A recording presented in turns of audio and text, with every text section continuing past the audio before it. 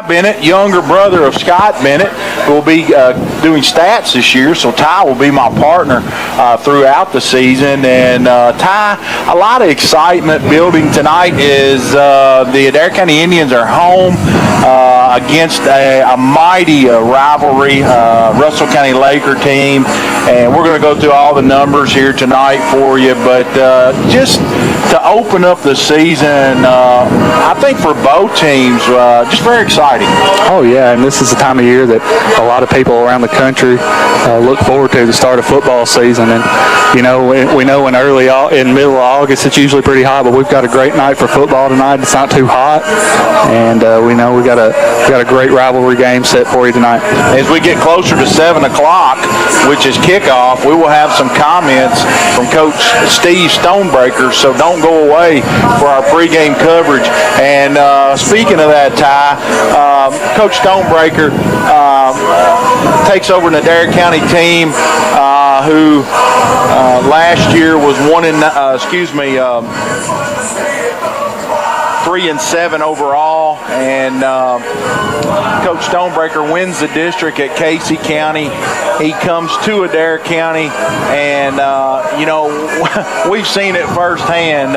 He puts a good product out there. Absolutely, he's a great high school football coach, and you know, he's got a lot of this team's built a lot like his Casey County team was last year.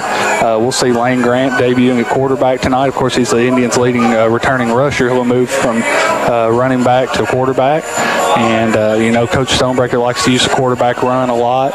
And of course, his son's playing over here now, Solomon. He'll get the vast majority of the targets, I assume, and it's well deserved because he's a great player as well. So it'll be exciting to see a new look offense for the Indians this year. Yeah, for sure. That's Solomon Stonebreaker, who Ty's alluded to. He comes over from Casey County. Ty, 600-plus yards, I think, last year receiving for the Casey County Rebels, who I do also want to say they were picked preseason last in their district, and they won the district last year. And so a great coaching job by Coach Stonebreaker and his staff over there last year. He comes to Adair County, and his son obviously comes with him. So you'll be hearing that name a lot, Solomon Stonebreaker. Let's go over the pregame coverage sponsor here. And that's brought to you by Tim Hardwick, Don Franklin, Columbia. The Don Franklin family of dealerships works daily to provide you with the best experience possible while finding the right vehicle for your family. Our booth sponsor, we're coming to you out of the TJ Regional Health Broadcasting booth with 20 locations. TJ Regional Health promotes and provides for the health and wellness of the communities they serve. TJ Regional Health, total local care. And we want to hit this several times tonight, Ty. Our streaming sponsor, First and Farmers Bank, banking that's reliably simple. Check out their services on the website, firstandfarmers.com. You can watch this game and listen to us at the same time through the WAIN Facebook, WAIN YouTube. Yes, sir. That has changed. Last year it was Facebook. This year they've made the transition. We have a YouTube channel. So all you got to do is go to YouTube, type in WAIN Radio. You can watch the game and listen to us at the same time. It was a good thing, John. I thought they were going to video us. I didn't wear my suit. We don't have. At least they're not filming us up here in the booth. Right, exactly. Not like Sports Talk Live and Local where we got the TV camera on us. Let's go over that Don Franklin pregame show. Adair County, they're Class 3A. They're in the First Region, District 2. And the last 22 years, Adair County 111 and 125 overall, 3-7 last year, 0-4 in the district, and they've had 14 playoff appearances in those 22 years. Russell County, they're 4A in Region 4, District 7. Their coach is Lucas Ford in his second year. He was 1-9 last year, overall 0-4 in the district. Ty, an interesting number here that Scott's put together. These teams have split over the last 8 meetings, each team winning 4. Yeah, it's been a very balanced rivalry, as you can tell from that stat. It's pretty obvious, and it seems to have bounced back and forth over the last few years. No team's gone on a big streak of wins, and I guess we're going to have a tiebreaker tonight. And so since '98, the Lakers lead the series 17-7. So you go back past those 8 years, Ty. Russell County has had command of the series. In Columbia, Russell County leads it 9-4,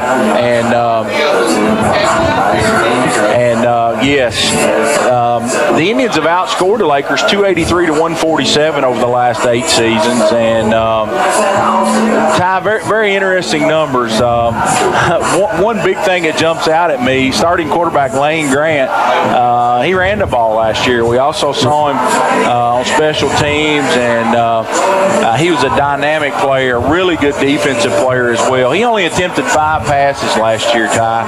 So a complete different look for this Indian team. Yeah, and something that if you're watching the YouTube stream tonight, you'll notice Coach Stonebreaker doesn't play a ton of guys both ways. You'll see, I know Lane and Solomon Stonebreaker will only be playing offense for the most part. They might get in on a few defensive plays, but he's trying to keep both sides of the ball fresh for the whole game.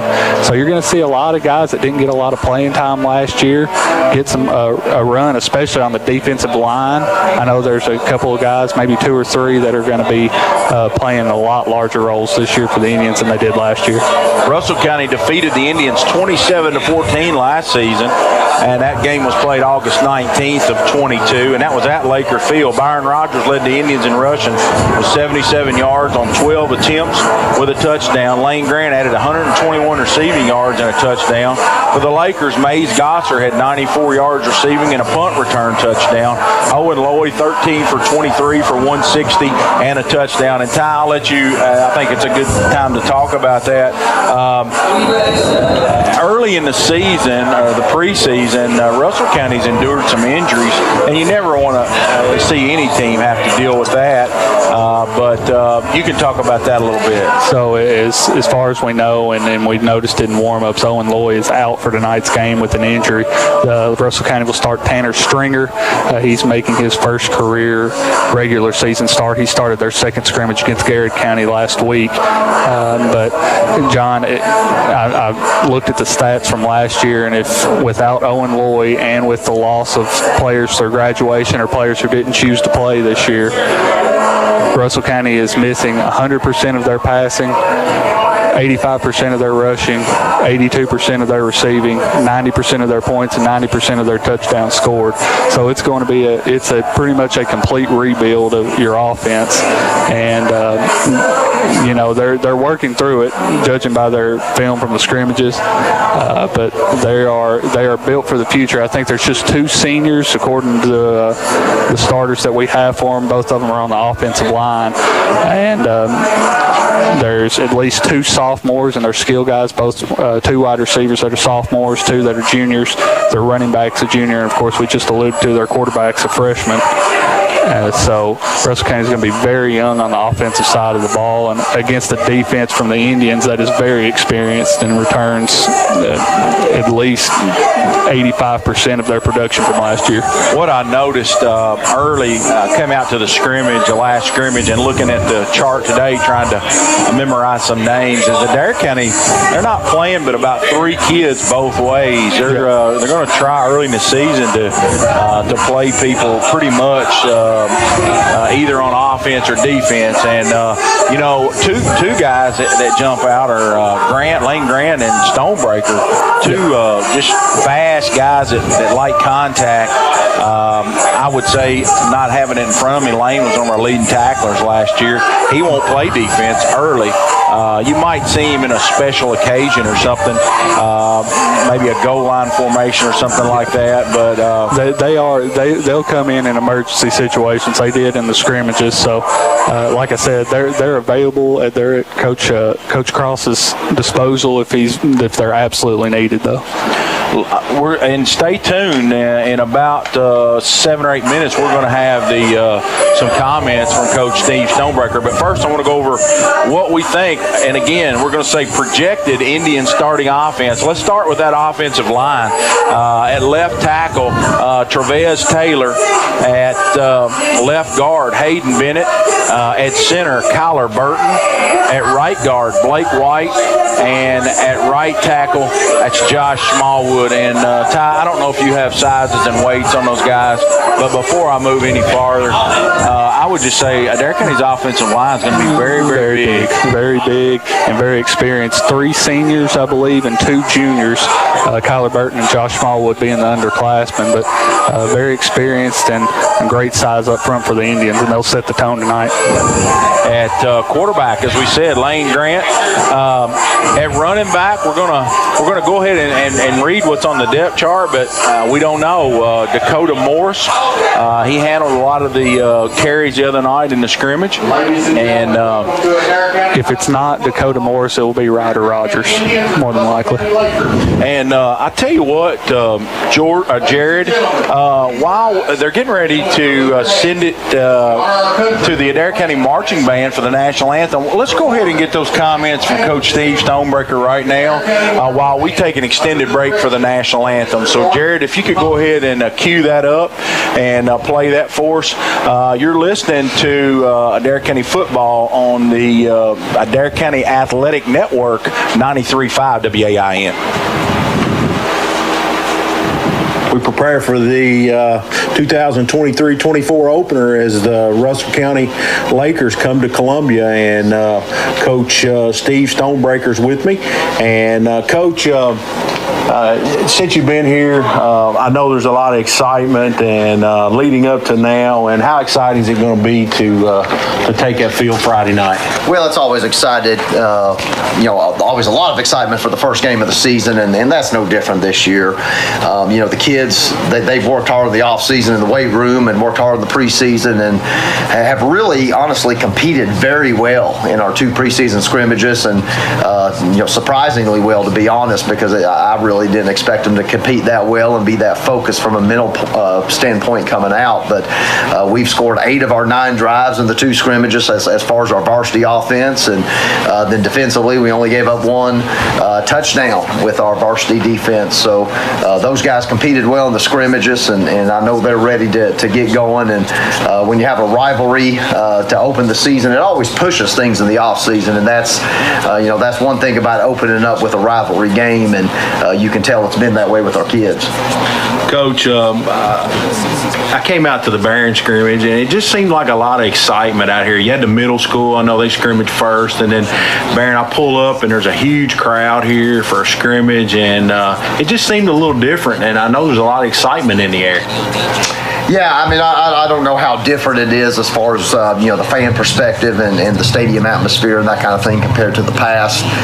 Because, I don't really worry about that because I can't. But it's great that there's a community buzz. That's the thing that's positive because that pumps up our kids. Our kids know that what they're doing is important to a lot of people around here. And then they want to perform well for the people in this community. So that's, that part of it's really, really good.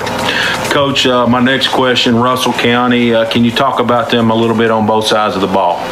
Yeah, offensively, they're going to be slightly different, I think, than they were last year, where they really were a vertical passing team last year. They're sprinting out a whole lot more this year. It's going to be interesting to see what they do in a real game with the running back position. Because they're doing some things differently there than they were last year. But I think they're going to be a quarterback-driven offense. I really do, with Owen Lloyd coming back at quarterback, who's a very, very good athlete and can throw the ball very well. Defensively, they're very similar to what they were last year as far as what they've shown on film. They're basing out of an over front, and then they'll get into a 4-3 with quarters behind it in long yardage situations. And because of the type of offense we may see that a little bit more than they would, typically utilize that against an average football team. So, we'll prepare for all that and try to be as ready as we can. Coach, back in the spring, you were in the radio station, and you said that you were just trying to get your basic offense in at that point. And so where are we right now? Are you right now in your team as far as schemes, both offensive and defensive? Even at that point, you didn't even have your staff. And so I know that's a little bit settled now. Yeah, sure is, and thankfully so. It was just myself and Aaron Peck in the spring running everything, so it's good to have those other guys hired and good to have them on board, and they're a big help. But, where we're at as far as offense is we've got pretty much everything in that we would want to have going into game one. So the base of the offense is in, and then a little bit more than that, to be quite frank. So as always, we're going to play a little poker and hold back some things in the scrimmages, and we did that, and you'll see more of an array of what we're going to be about this evening when we kick off. But defensively, of course, Coach Cross didn't get here until the summer, until June, but we had some of the base defense installed previous to his arrival, and then he's been able to take off with that, and we've got in what we need to be able to compete. So it just comes down to focus and execution now. Coach, any injuries to start? Any significant injuries to start it? We've been very fortunate not to have anything along those lines happen, and knock on wood that we won't. So everybody's pretty healthy going into this last prep week here before game one, and certainly hope to keep it that way. Coach, new look with our new guy back there, Lane Grant, and you talked about that a little bit in the spring as far as what he brings to the table. He can run it, throw it. We saw a little, of course, I didn't get to see the Garrett scrimmage, but an offense that looks very balanced to me. Well, it can be. I mean, what balance means to me is when we need to run it, we can run it. When we need to pass it, we can pass it. But you've got to have the ability to do both, I think, to be a good offense, unless you have really good players. Those teams that run the ball 90% of the time, that's the thing to do. But you got to have really good guys to do that. So, if you don't have that, you better be able to run it. You better be able to throw it. And I think we're going to have the ability to do that. How well we're going to be able to do that remains to be seen, and looking forward to seeing what we do against Russell County. Coach, we're getting ready for kickoff here. Any last thing you'd like to just add as far as about leading up to this point, maybe the community, the team, anything you want to add? Yeah, I've been supported a great deal since January when I came over, and the folks in the school and in the board office and our new superintendent, our new athletic director, all those guys have been really good to me, and just want to say that and want to thank our community for what they've done upon my arrival and in anticipation of this season, and I just hope it's a good one. Coach, appreciate it, and we'll be back for kickoff here on 93.5 WAIN.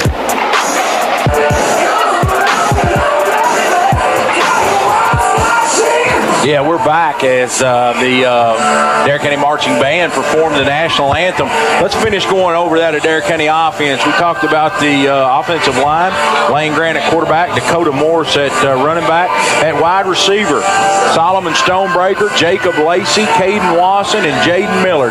Ty, anything you want to add there about those guys? We talked about Solomon Stonebreaker in pregame. 38 catches last year at Casey County, 697 yards and 10 scores. Jacob Lacey returns with 2 catches last year. Caden Watson, he played the majority of running back last year. I don't think he had any catches last year, and Jaden Miller only 2 catches. So might take a few games for these wide receivers and Lane Grant to gel.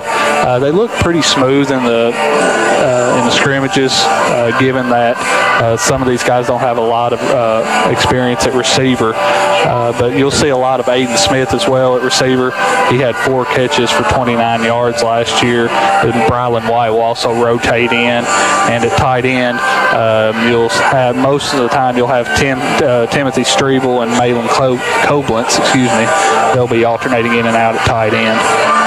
And Ty, Coach Stonebreaker in the pregame comments noted that Coach Cross came to Adair County also with him from Casey County, and he's even got college experience at Western.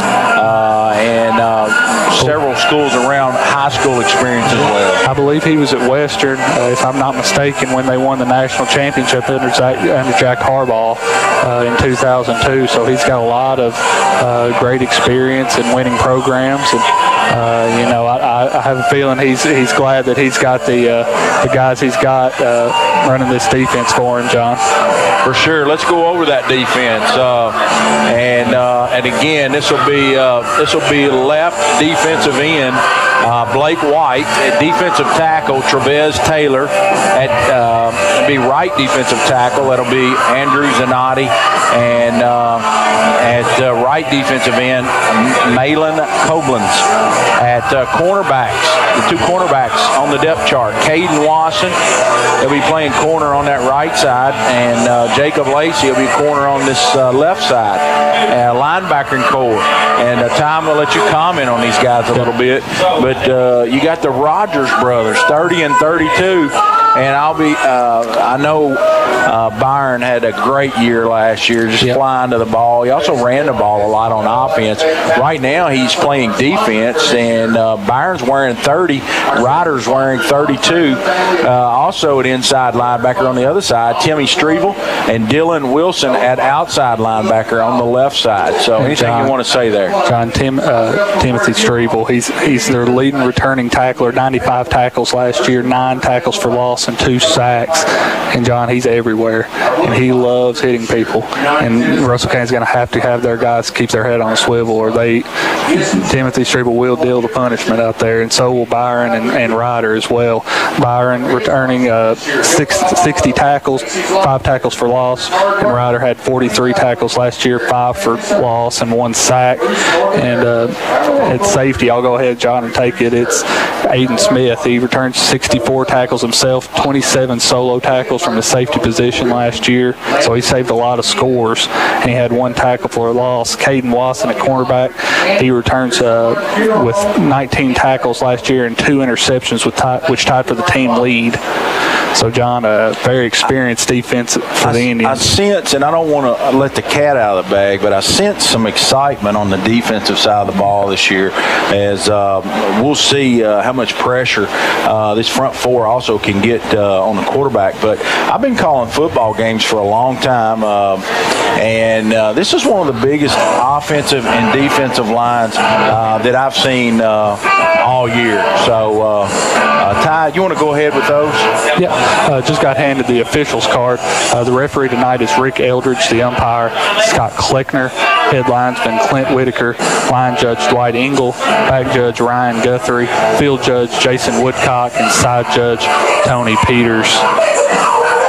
As I tell you, this is one of the most impressive refereeing crews as far as we got 2 guys, 6'5", and it looked like Paul Bunyan out there. As far as stature, big guys, and they both got full beards. So I would think this would probably be a clean game if I was out there, Scott or Tyler. Big, and so,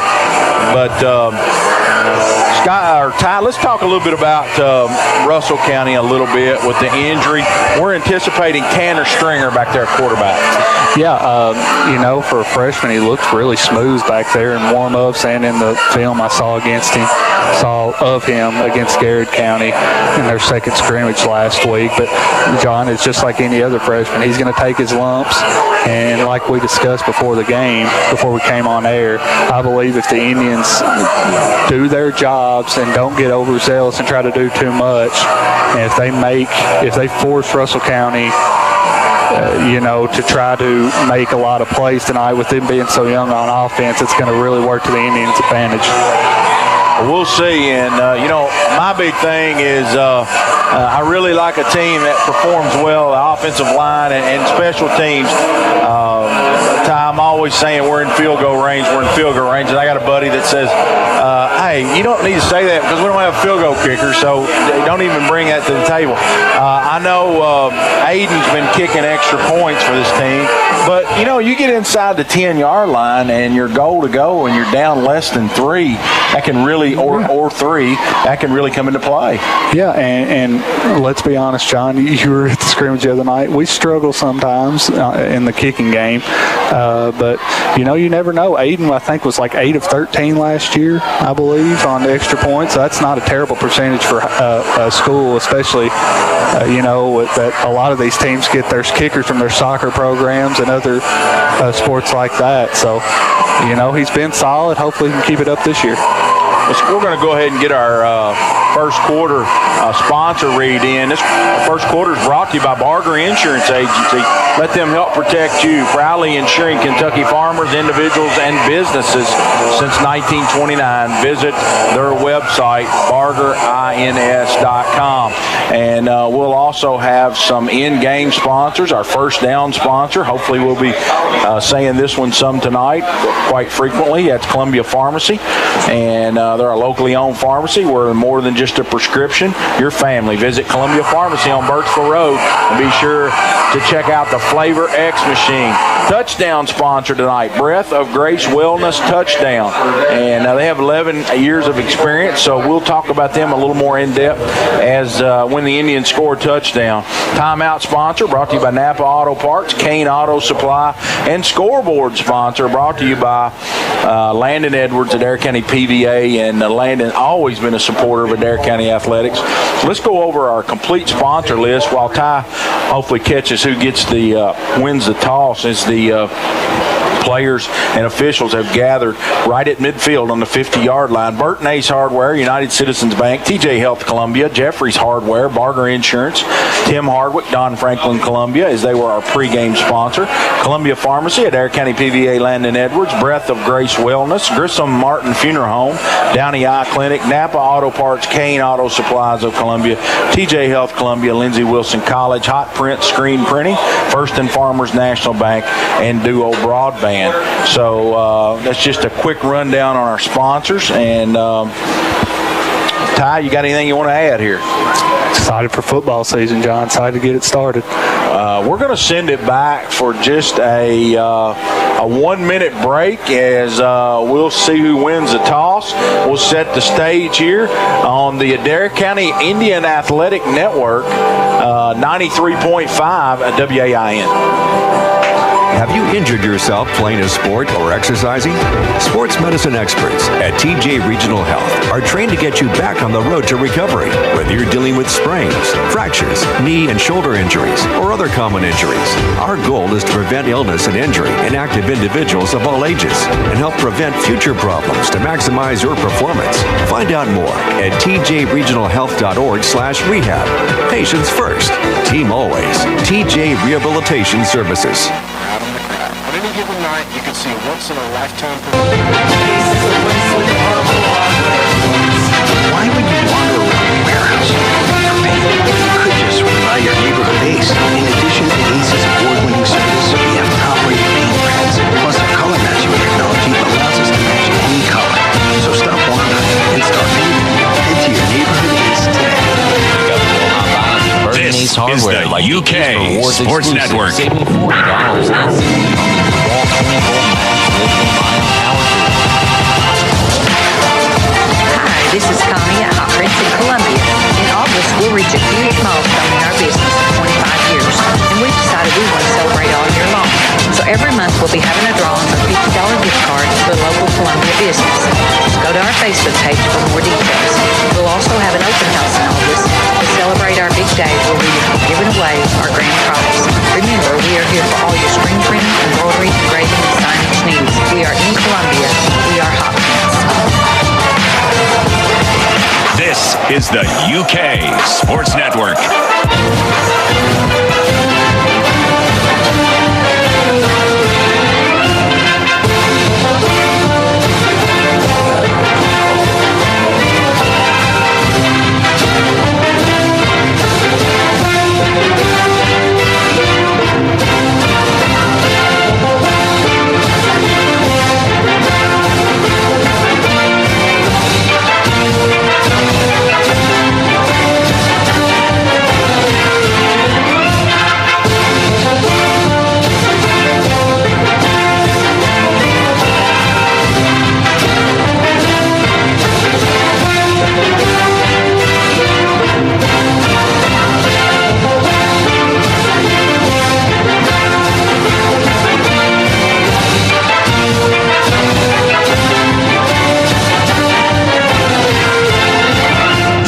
is the UK Sports Network.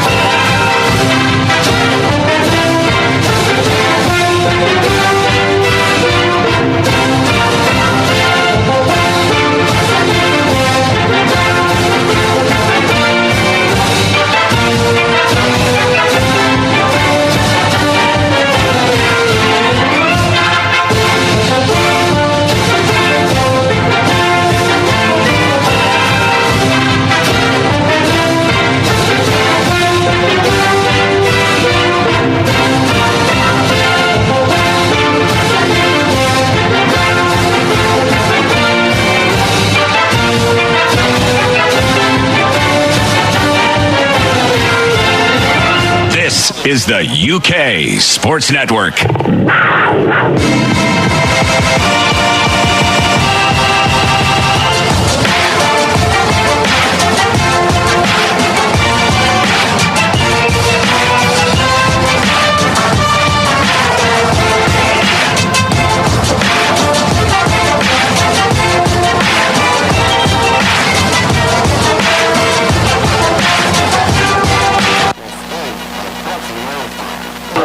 We're back here, and 77 degrees, a few scattered clouds in the sky, sunshine.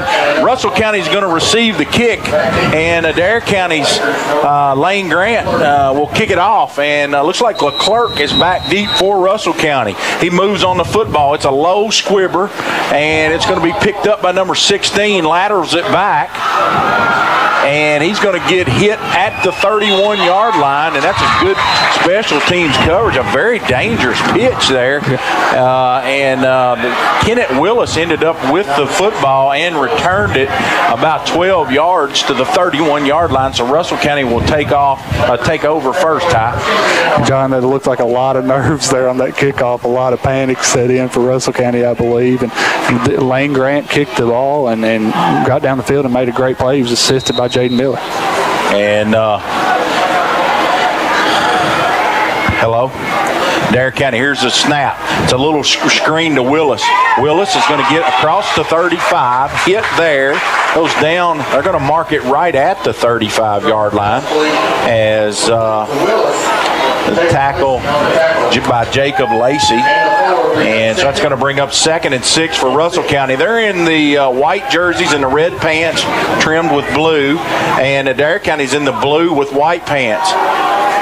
Here's Stringer. He rolls out to his right. He looks to run. He's got a little bit of room. He's hit right at the marker. It'll depend on the spot, and I think that's going to be a first down for Russell County as he falls across the 41 to the 42-yard line, Ty. And a good job right there by the freshman quarterback, rolling out, didn't force anything, and just took what the defense gave him and got enough for the first down there. Blake White with the tackle. So we've seen an athletic Tanner Stringer there who runs really well as he scrambled out of the box. He's going to keep it running up inside this time. Good yardage across the 45, hit at the 47, falls forward to the 49-yard line. That's going to be a really good gain on first down. Give him about 7 yards there to be 2nd and 3. And John, that's what Russell County's going to do early. They're going to get this guy. They're going to get their freshman quarterback some confidence. They want to get you looking toward the boundary and hit you with a big play right up the middle. Stringer is going to hand it this time to Popplewell. That's 22. Yes, that's Luke Popplewell. He's going to be just short of the first down. Give him a yard. It's going to set up 3rd and 2. The ball's right at the midfield stripe. Russell County traveling right to left on your dial. Probably 4-down territory, Ty. Yeah, especially this early in the game. I could see him going for it right here, John. Stringer, he's got 2 backs. He's in the shotgun. He's going to get the first down as he goes right up the middle into Indian territory at the 47-yard line, and Rogers is in on the tackle. And that's Ryder Rogers, and somebody else was in there as well, Ty. There was a whole tribe of Indians in there. So a really successful start for Russell County as they're methodically moving the football. They started at their own 31. The ball's at the Adair County 46-yard line. 2 first downs obtained in this drive. John, something I'm noticing from the Indian defense early is they're not getting set in time. Some of the guys on the defensive line are still getting set when the ball snapped. They've got to, play with a sense of urgency out here. There's 3 down linemen for Adair County. Stringer's going to roll out to his right. He's looking for a little short out. Pick by Lacey. Lacey, he's across the. We got a flag on the play as well. He's across the 45. It could be a hold. There's very close to midfield. We got a flag. Hold the phones, as Kay Wood used to say. Holding on Russell County. That'll be declined. That'll be Indian football on the turnover. And, Kai, we saw Jacob Lacey last week with 2 interceptions in that Barron County scrimmage. He follows it up with 1 here in the first quarter. He's got the hot hand and just an overthrow there by Stringer. I think he was looking for number 16. That's Kenneth Willis. That's our leading returning receiver on a little out route. And he just overthrew him, and Lacey was right there ready with his hands ready. And the Indians are set up in good field position for their first drive of the year. Lane Grant, he's in the shotgun. He's got Morris back there with him. Here's the handoff to Morris. He's going to get across the 45. He was hit there. And John, it was like I thought in pregame. That's Ryder Rogers. Dakota Morris, I don't think I saw him in warm-ups, so he must be out tonight. Okay, so that's Ryder Rogers. I stand corrected. And maybe we got an injury with Morris, but Ryder Rogers back there. Also number 33, Ty. Give me a number. That's Timmy Strebel. Yep. He was in the slot that time. You got Wasson and Jaden Miller on the near side. Jaden Miller on the near side. Solomon Stone. 3 wide receivers, a slot back, and a running back. Here's a handoff to Rogers, and he's going nowhere. He's hit right at the line of scrimmage, and we'll say no gain, or give him a yard. That's going to set up 3rd and long. We're going to call it 7 as the Indians are into Russell County territory at the 43-yard line. It'll be 3rd and a short 7, long 6. And they're going to replace Strebel comes out. He was a tight end. They'll put an extra. I believe they're going to put an extra receiver out here. And John, this is a down and distance where you might see number 11 Solomon Stonebreaker get his first catch of the year right here. Braylon White, he's a single back on this side. 3 wide receivers to the left. Rogers is in the backfield. There's a little wide receiver screen, and that's to Miller. Miller, he's got first down yardage. He's down the sideline, and they're going to say he stepped out at about the, looks like the 29-yard line. That was a very well-designed play, Ty. You had basically three verticals, and then you had an angle route coming out of the slot. Yeah, and they were probably in zone defense right there, and the backer just didn't get out there in time to cover Jaden Miller, and he made a good cut up field and got as much as he could out of that one. Stonebreaker, he's going to be to the left. Ryder Rogers, he's in the backfield with Grant. So we anticipated Morris. So there's been a change there. 3 wide receivers to the right. Indians with four receivers and 1 running back. And that might have been. I believe the whole defensive line for Russell County just jumped off sides. That might have been a design call as the fake, the fake cadence to draw the defense off sides. You rarely see the first down hard count, John. That would have got me, I know. 1st and 5 for the Indians, and we got a timeout, Adair County. So timeouts, we have a sponsor for that tonight. Our timeouts are brought to you by Napa Auto Parts, Kane Auto Supply.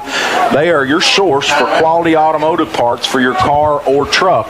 They are also stick tools, equipment, and many other items for cars, heavy-duty trucks, boats, RVs, and tractors. Ty, I'd like to send out a big thank you to our station. And remember, if you want to listen to us and watch the game, you can go to YouTube and type in WAIN Radio, and you can watch the game and you can listen to us at the same time. And big credit to Austin Armstrong. He's a studio engineer. He's done a lot as far as setting these broadcasts up. And we want to thank Jared, also back at the station tonight. Your brother, Scott Bennett, who will be doing stats, and we'll have his numbers at halftime. Yeah, and thanks to Austin, our tech guru. Without him, none of this would work probably, John, because I don't know about you, but I'm not as tech savvy as I need to be at all. And thanks to Jared back at the station, and of course Scott doing the stats for us this year. We got 4 wide receivers for the Indians, and Grant's going to keep it this time. He's across the 20 to the 15 to the 10, inside the 10 to about the 6-yard line. It's going to be first and goal for the Indians, and that was a well-designed play as the flow went to the left high, and he kept it and put it in the belly of Ryder Rogers, and then he kept it and went around right in. And John, he might be a quarterback now, but he sure hasn't forgot how to run the football. Excellent vision like we've seen the last couple years. His brothers had it when they played running back, and Daniel, he played defensive line and offensive line. He had a very high football IQ as well. Grant, he's got Rogers in the slot. He's going to hand it to Rogers. He's got room across the 5. Touchdown Indians. As Coach Stonebreaker's looking over here to the sideline with one finger up. We're going to go one, and we got a fireworks show out here. And not the same effect when the sun's still out, though. Yeah, it's tough when the sun goes when it's still out, but that means the Indians have scored early, and we're missing our kicker. Our kicker, pretty important person to have on the point after. Aiden Smith runs on the field late. He's going to attempt. He was 8 for 13 last year. Had a lot of struggles in the preseason. That looks smooth. It's long enough. It's good. Oh, no good. Must have been wide left. It looked wide good from left. here. He hooked it left. I knew it was long enough. Adair County, they lead Russell County 6-0. 7:35 to go here in the first quarter, and you're listening to the home for the Adair County Athletic Network, 93.5 WAIN. United Citizens Bank. This is Matt Loy with United Citizens Bank. Although I'm very proud of all the products and services we offer, the best thing we have to offer is good, old-fashioned customer service. It may seem like banking is moving to smartphones and computers, and while we can do that too, we don't think anything can replace a firm handshake and your confidence in our word. When you think personal service and customer-first banking, think UCB. United Citizens Bank, Equal Housing Lender, member FDIC. Ace Hardware is the only national retailer that carries Benjamin Moore paint.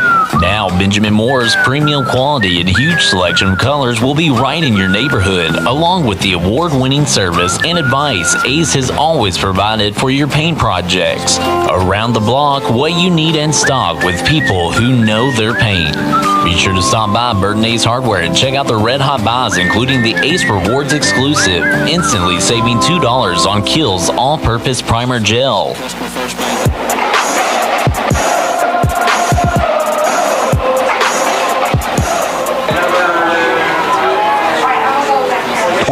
26 for Russell County. 28? I think it's 26, John. I'm sorry. Adrian Eads returns the kick out to the 40-yard line. We do have a touchdown sponsor, and we cannot leave the Breath of Wellness out. Breath of Grace Wellness out. They have 11-plus years of experience. Breath of Grace Wellness is honored to walk this journey with you. They offer individual, family, and group counseling from a faith-based perspective.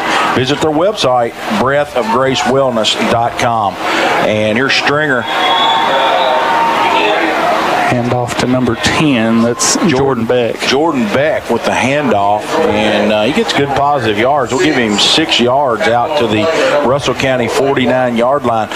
We've seen an Adair County defense here early in this first quarter, Ty, that's bending.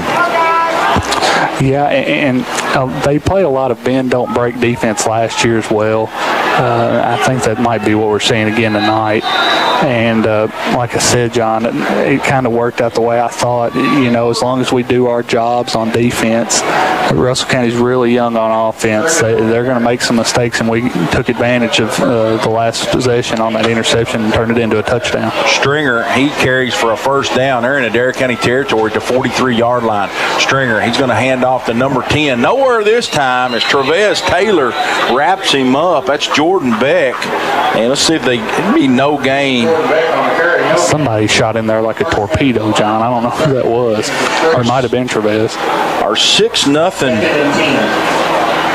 score here is brought to you by Scoreboard Update. Adair County PVA Landon Edwards. Him and his staff love helping taxpayers of Adair County. Consider it an honor to serve the community. 2nd and long. We're going to call it 10. Stringer. He's going to hand it off to number 16. Nice tackle. That's Aiden Smith. Number 16. That's give me a number here, Scott. Kenneth Wills. And Aiden Smith on the tackle. That's almost a textbook tackle right there, John. No gain. Be 3rd and right at the 10-yard marker. So Russell County with 2 runs here for naught sets up 3rd and long.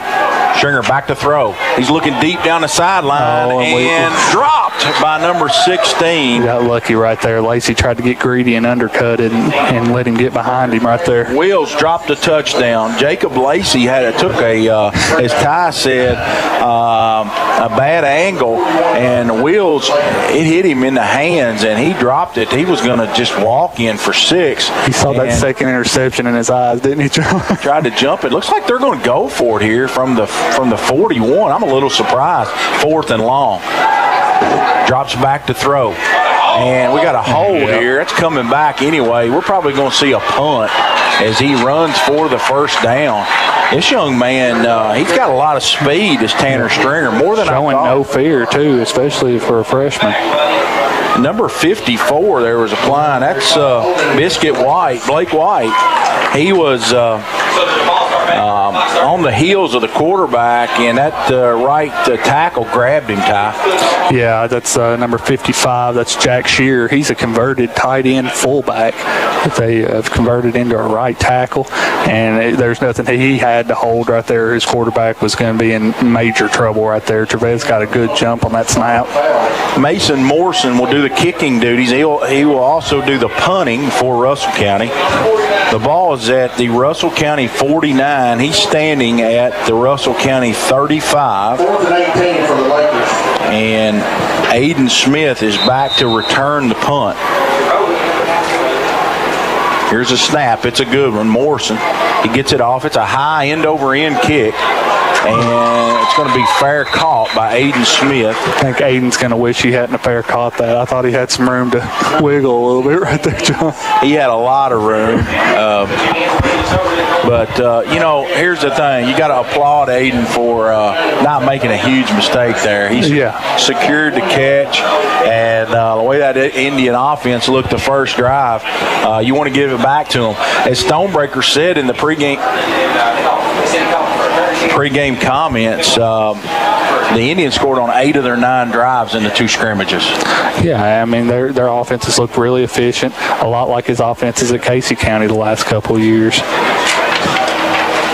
Looks like Russell County, for our listeners, they're in a 4-down lineman. They got 4 running backs. They got 2 corners and a safety. Here's Grant. Grant drops straight back to throw. He scrambles out of there, and now he's going to tuck it and run. Great blocking right there. Block on the outside by number 23. Jaden Miller. And looks like it's right in front where the tent's got us blocked, so we'll have to wait for the spot. And we got somebody down. Let's hope it's not Lane. No, Lane's in the backfield. It's a Russell County player down on the tarp. An injury.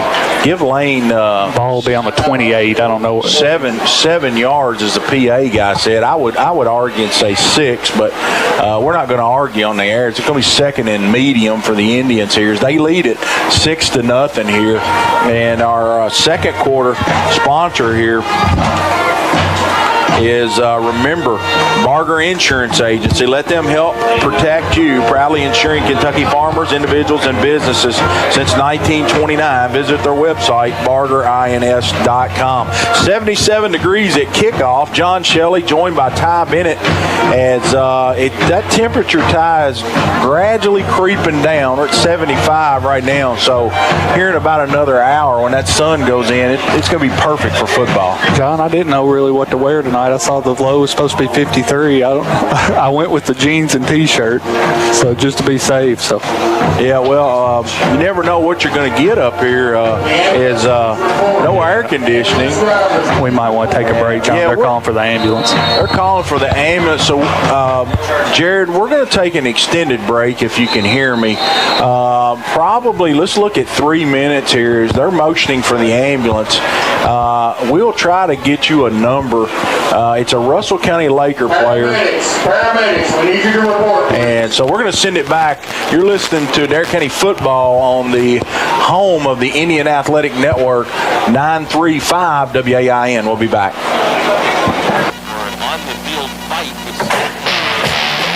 Jeffrey's Hardware Wholesale and Electric is one of the longest-standing businesses in Columbia, opening their doors in 1893. Jeffrey's Hardware and Wholesale Electric is more than just a general hardware store. They offer PPG paint and paint supplies, a wholesale electrical department, a complete line of plumbing supplies, and much more. Visit jeffreysupply.com or stop by the shop on Jamestown Street.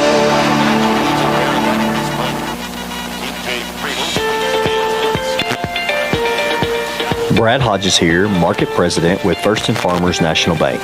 Do you bank on Saturdays? Beginning on November 12th, First and Farmers National Bank is changing our Saturday banking location to 114 Will Walker Road. Is Russell Road your favorite branch? No worries. They will still be open regular banking hours Monday through Friday. First and Farmers National Bank, putting you first. Member FDIC.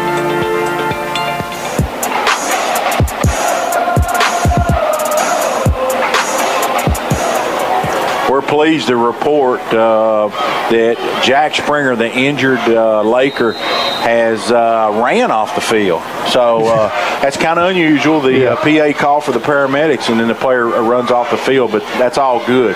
Grant, here's a wide receiver screen, and we got flags to Stonebreaker, and he is electric. He's going to get the first down. Tackled by number 53 for Russell County, and that's Falk, excuse me. But we got a flag. Ty, that might be motion. It might be a hold, too, out there. Illegal man downfield for Adair County. So that was a wide receiver screen. Just I call it run after catch. It's almost like a handoff, like an extended handoff. That's a tough throw too. That's from the right hash all the way to the left boundary. Yeah, and that's a tough throw for anybody, especially a first-year starter quarterback. And Lane made it look easy, and of course Solomon Stonebreaker did his thing. All for naught though because of the penalty, but it looked good. So Russell County is obviously going to take the penalty because Adair County gained first down yardage.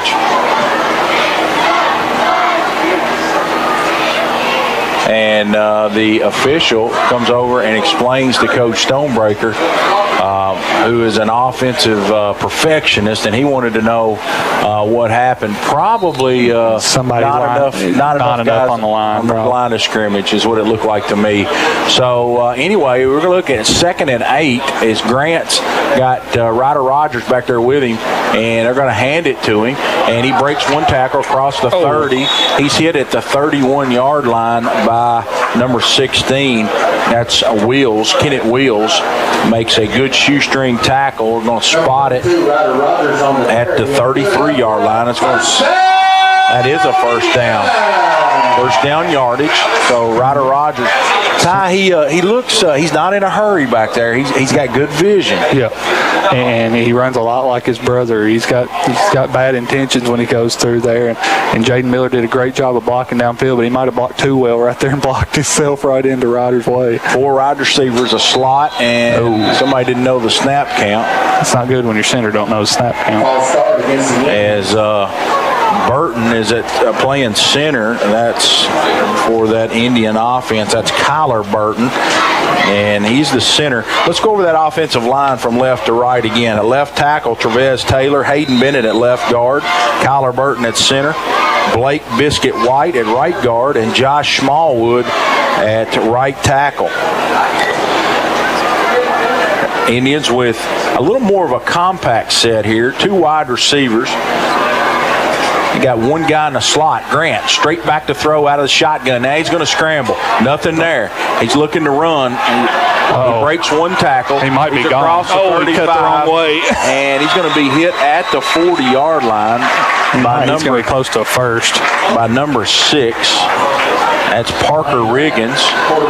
And after all that scrambling, he's going to get 8 yards. It's going to set up 2nd and 2 for Adair County. And John, he broke it back to the middle of the field there, and if he would have broke toward the sideline, he might have went for 6 right there.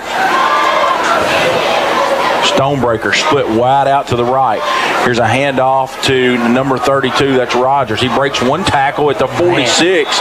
He's all the way out to midfield. What a good, strong run. That'll Second effort got him 3 more yards right there. First down at Adair County. They're moving left to right on your dial. If you just joined us, it's 6-0 Adair County as Russell County threw an interception on their first drive, and Adair County drove it down and converted that into points. And Russell punted on their second drive. So this is a second opportunity for that Adair County offense led by Lane Grant. He's got Rogers back there. He's got a man in the slot, 2 wide receivers to the left, 1 to the right. Here's Grant. He's going to hand it to Rogers. He's got a big hole off left guard, and he's going to get out close to first down yardage across the 45. They're going to spot it at the 42-yard line. He ran right in behind big left guard Hayden Bennett that time, and left tackle Trevez Taylor. These 2 young men, Ty, are really impressive looking in their uniforms. Yeah, we've got some big bodies up front, and John, all of them started every game last year on the offensive line except Kyler. Kyler kind of switched in and out. We had kind of center by committee at one point last year, and he's come a long way since last year. He's still learning a few things, but he's by the end of the year, I think he'll be just as good as these other guys. We got a timeout Russell County here, and we do have a timeout sponsor. We'd like to thank all of our sponsors. We'll try to get those in here. Our timeout sponsor, if I can find it here, Ty, is Napa Auto Parts, Kane Auto Supply of Columbia. They're your source for quality automotive parts for your car or truck. They also have stick tools, equipment, and many other items for cars, heavy-duty trucks, boats, RVs, and tractors. As Russell County, they didn't like something there. They go timeout. Each team's used a timeout here. There's 2:13 left here in the first quarter. Adair County leading it 6-0 and on the march, Ty. And John, maybe the reason for the timeout is just some of these guys might be gassed. I know they have at least 2 offensive linemen that are playing both ways, and they're both their defensive tackles, and we're running right up the middle every time with a lot of success right now, so you might just be getting some guys a breather. And don't forget, if you're sitting at home and you're listening on the radio, we appreciate it, but if you want to watch it, you go to YouTube, type in WAIN radio, and search that, and you can listen to us and watch the game at the same time on either your TV or laptop. Adair County second, we're going to call it 3, as Grant's got Rogers back there, 3 wide receivers to the right. Here's a quarterback draw. Grant, he's got first down yardage across the 40, across the 30. He might have touchdown 20, yardage. Nice. Oh, he must have stepped out of bounds. And we got a late flag here, too. He stepped out of bounds way back here, about the 20-yard line. And that might be a hold on one of our receivers over there, I believe. We've had a lot of, they're pointing towards us. We've had a lot of yellow here early in this first quarter. Holding by the Indians. It was second and short, so it's going to be 10 yards from the spot of the violation. So it was down the field, I think. Second and 5, probably. They're going to mark it back to the 2nd and 5. Good call, Ty. Ball be at the Russell County 45. And John, really the only thing stopping the Indians is themselves so far on offense anyway. Caden Wasson out there, the wide receiver. Jaden Miller. Also number 12's out there. Ty, I don't have a number for 12. That's Malin Koblenz. He'll be a tight end or a Malin Koblenz. Stonebreaker, you got to keep your eye on him. He's split wide to the left. Grant. He's in that shotgun. He's going to get it. He's going to hand it to Lacey, I believe, this time. And he's going to get short yardage right up the middle. Tackled by number 56 by Russell County. That's Landon Booth. He's going to be just short, I believe. So he got almost to the stick. So give that offensive line a lot of credit, Ty. It looked like nothing, but they done pushed Russell County 3 yards off the ball. Yeah, and credit to Lacey as well. He didn't get very many carries at tailback in the scrimmages. And with Dakota Morris out tonight for whatever reason, he's had to step in and be the backup to Ryder Rogers. Adair County. They've got double tight on the left. 2 wide receivers also very stacked to that side. Here's another quarterback draw. Grant, he's got good room. He's across the 30, and he gets hit at the 25, drags Russell County tacklers down inside the 25, spotted at the 22-yard line. And we got a hold. It's back here right at the line of scrimmage. So Coach Stonebreaker, you can tell by his body language, he's not happy with that one. Man, that's a big one, too. You go from 3rd and 1 to 3rd and 11. So Adair County, 2 holding calls on this drive. 3rd and 11, all the way back to the 49. So you're almost looking at being in the red zone versus now you're in your own territory. So a huge penalty. And John, that just shows you don't have to be a play calling expert. You got short yardage, just give it to your best player and let him go to work. There's Grant. He's back there all by himself. He's in the gun. 4 wide receivers. He's going to drop straight back to throw. Here's a little screen, and that gets tackled for a loss. Number 54 for the Lakers. That's Nick Ford. He smelled that one, and that's going to be our first punt of the game for the Indians. John, these Indians are showing some early season rust, lack of execution and discipline, getting some very untimely holding penalties there. That should have definitely been a touchdown drive. A lot of miscues here early for the Indians. They have held on to the football. Snap back to Grant. And got blocked. And he gets roughed, I think, and I hope Lane's not hurt. He gets hit hard. I hope it was an acting job and not a real-life injury. He looks like he's popped up. And, Ty, that could be 15, but it will not be automatic, will it? No, and John, I don't know if they should have called roughing right there because he tipped the ball. Once you tip the ball, the punter's fair game at that point. In college and pros, Ty, this is an automatic first down, but I believe it's an automatic first down. Here comes the offense now. If it's a 15-yard penalty, they'll still be 2 yards short, and they would go for it on 4th down regardless, probably. Okay, they're moving the chain, so we'll see who's right here. Yeah, it's going to be 4th down. It's going to be. No, they're moving the chains. It's going to be 1st down. No, they haven't decided whether they're moving them or not. Yeah, it's going to be a first down. Yep. So, obviously a rule change. It was 4th and 18, a 15-yard penalty on roughing the kicker. You don't see that much in high school. That's a big break. Big break is Grant. He's going to drop straight back to throw to Stonebreaker. A little in route. He's at the 35, all the way inside the 30 to the 29. And when he catches it, he is a serious threat to go to the house every time he catches it. Yeah, and John, if Russell County's going to sit in that little soft zone coverage, it's going to be a long night for him. that was just a little in the backyard. You call it a little curl route out of the slot, and Stonebreaker, he went down and caught it and put his head forward. He also likes to take a hit as well. As that's the end of the first quarter. Adair County 6, Russell County nothing. We'll be back after a 30-second break, Jared, here on the home of the Indian Athletic Network, 93.5 WAIN. Hi, this is Cameron Smith. I'm a Campbellsville High School graduate and a Lindsey Wilson College student. I'm well on my way to earning a degree in secondary education. At LWC, I've met new people, become involved on campus, and I have loved being part of the sports programs. Visit today and you will want to make Lindsey Wilson College your new home too. Call the admissions office at 270-384-8100 or email us at admissions@lindsey.edu.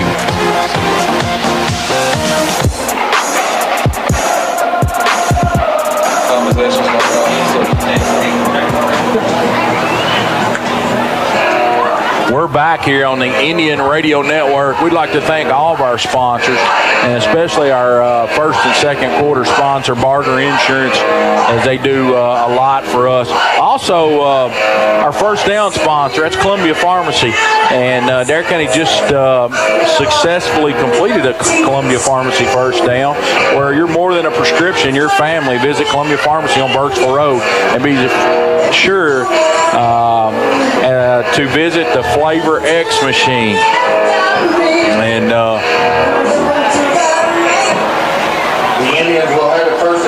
Adair County now, as the second quarter begins, they'll flip and go right to left. The ball's at the 29-yard line, 1st and 10. Grant and Rogers. Grant drops straight back to throw. He's got 4 wide receivers. He's going to throw a go route. And that looked like contact, but I didn't see any flags. The intended receiver was Stonebreaker. And do we got a flag? No, it might have should have been, though. That ball was severely underthrown by Lane, but I'll be honest with you, John. We're really lucky that didn't get picked. That double cover. It might have been a penalty, but we got blessed with that roughing penalty that I don't think should have been a penalty since he tipped the ball. So we can't really say anything. Indians get a break here right at the end of the first quarter on a roughing the punter, and Lane, he's back in the gun. He fakes a handoff to Rogers. It's a quarterback run. Just that lead draw, that old Cam Newton lead draw play. He breaks tackle after tackle after tackle, gets inside the 20, and that's going to be a first down at Adair County. That's a Columbia Pharmacy first down. See where they spot it. And, John, that was a great run, great hard-nosed run there by Lane. But one thing I did notice, that ball was dangling a little bit away from his body, and that's dangerous. We don't need to shoot ourselves in the foot again, especially this deep in the red zone. So, Adair County, they're going to spot it at the 16. We got 3 wide receivers. Got a slot back. Grant straight back to throw. Here's a long pass toward the corner of the end zone. He caught it, but he's out of bounds. He's out of bounds. And let's see who the receiver was. Stonebreaker. He made the catch, and apparently he must have had to have been out of bounds. So it was a great throw, though. Yeah, it's in the total opposite corner where we are seated. So I'm sure the officials got it right. It's going to be 2nd and 10 for the Indians. Rogers, he's back there with him. He's going to hand it to him this time, and Ryder's got good yardage. He's going to walk inside the 10, 5 touchdown. Nice Ryder Rogers, and he really has good vision from what I've seen early. He 2 good cuts on that run right there. He allows his blockers to block. He doesn't run up their backs. He lets them do their job. And I'm really impressed with Ryder Rogers as he takes it in the end zone, 12-0 Indians. And that touchdown sponsor is brought to you by Breath of Grace Wellness. They have 11 plus years experience. Breath of Grace Wellness. They're honored to walk this journey with you. They offer individual, family, and group counseling. It's a faith-based perspective. GraceWellness.com. And we've got a flag, unsportsmanlike, on Adair County, so that's going to push the try back. And let's see what Adair County does here. That's probably going to be out of Aiden's range, Ty. So after the touchdown, and I'm sure, I commented the discipline. I'm sure Coach Stonebreaker's not going to like that one. Absolutely not. He's not going to like that one. And especially when your PAT team needs as many reps as possible, and you just took it out of their hands, dude. So Adair County's going to be out of Aiden's range. So Lane Grant trots back on the field for a 2-point try. We're going to scoot it back up. Oh, wait a minute here. They're going to take it on the kickoff, Ty. Okay. They're going to take it on the kickoff, so now they're going to run Aiden back on there. So I guess Russell County has the option to either enforce it on the try or on the kickoff, and they've elected on the kickoff. Gotcha. So Aiden's going to trot on. He's 0 for 1 with points. Aiden Smith on to attempt the extra point. Here's a snap. It's good. The hole's down. The kick's long enough. I think he yanked it. Yep. Is not even close on the extra point. 12-0 Adair County. We'll be back as you're listening to the home for the Adair County Athletic Network, 93.5 WAIN.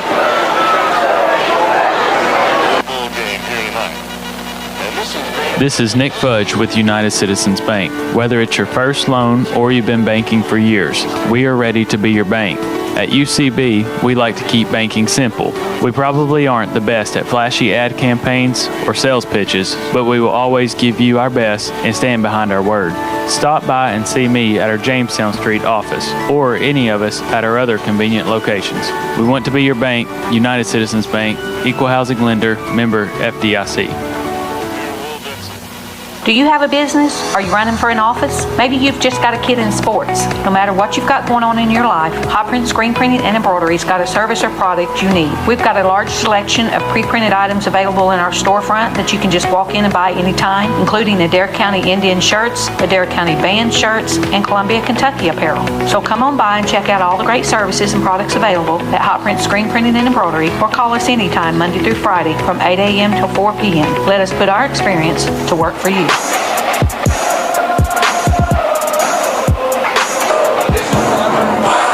Adair County does get stopped one time, but due to the roughing the kicker, extends that drive, and Adair County converts a touchdown.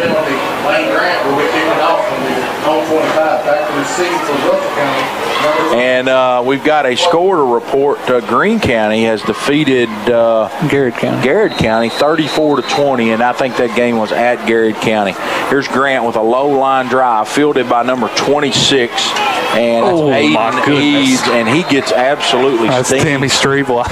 steamrolled by Timmy Strevel on special teams, and he got hit right. He got stopped right in his tracks. And John, I don't know if you've ever played Madden before. He got the hit stick put on him. Okay, Timmy Strevel. I like all this lingo because I don't know all this. I did have a Nintendo. I was going to say Nintendo. Yeah.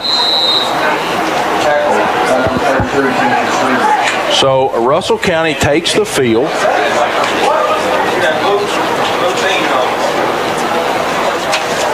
And it's been Tanner Stringer the whole way. He's got Popplewell back there with him. He's going to hand it this time to number 10, who's checked in the game. That's Jordan Beck, and he gets stopped by number 34. That's is that Byron Rogers? John, is Andrew Zanotti from his defensive tackle position. And, John, that's a guy who has made a spot for himself on that defensive line, plays with a lot of heart, a lot of passion. He's strong as an ox. He's not very, tall as far as height or weight. He plays with a lot of heart and plays hard and plays smart. Somebody tried to throw their shoe off the field, but the referee did him a favor and let him go get it. It was the left tackle. He lost the shoe on the last play and tried to throw it off, but the ref told him to go put it back on. Interesting play. Adair County, they've taken a linebacker out. They've added another cornerback. Stringer. He's going to throw it out of bounds right here too. Incomplete. And I don't see Byron Rogers out there, Ty. He's wearing number 34 tonight, John. That's why. Okay. Also got another score to report. Ballard 27, Southwestern 21 at the half. That's the Fort Bank Bowl at Camelsville. So thanks for that update, Leanna. That is, Ty, were you correct? I was looking down at her. I believe it was a holding call. So he is out there. He's just wearing a different jersey. Yep. And that's my fault, John. I failed to communicate that to you before the game. Scott told me, and I forgot to send it on down the line. So Russell County's got second and a long way. We'll call it 2nd and 20. Stringer, he rolls out to his right. He completes the pass. It's a short completion and tackle, good disciplined tackle right there. That's Ryder Rogers right now. Ryder Rogers. It's a very short gain. That's going to bring up 3rd down and about 16 for the Lakers, who are needing a much needed conversion here. Or they're going to have to punt it back to this explosive Adair County team. Yeah, and John, I don't know what you go to here. You haven't tried to throw it deep all night, and you know where the Indians are going to be ready for it. Their wide receiver jumped back. Stringer, here's a screen that's almost intercepted by Ryder Rogers. He overthrew Beck, and that's going to be 4th down for Russell County. The ball's right at almost at midfield. They're going to punt it this time. They don't have much choice. Line. They're going to try to pin the Indians deep. And they're going to put a very dangerous return guy back there at Solomon Stonebreaker.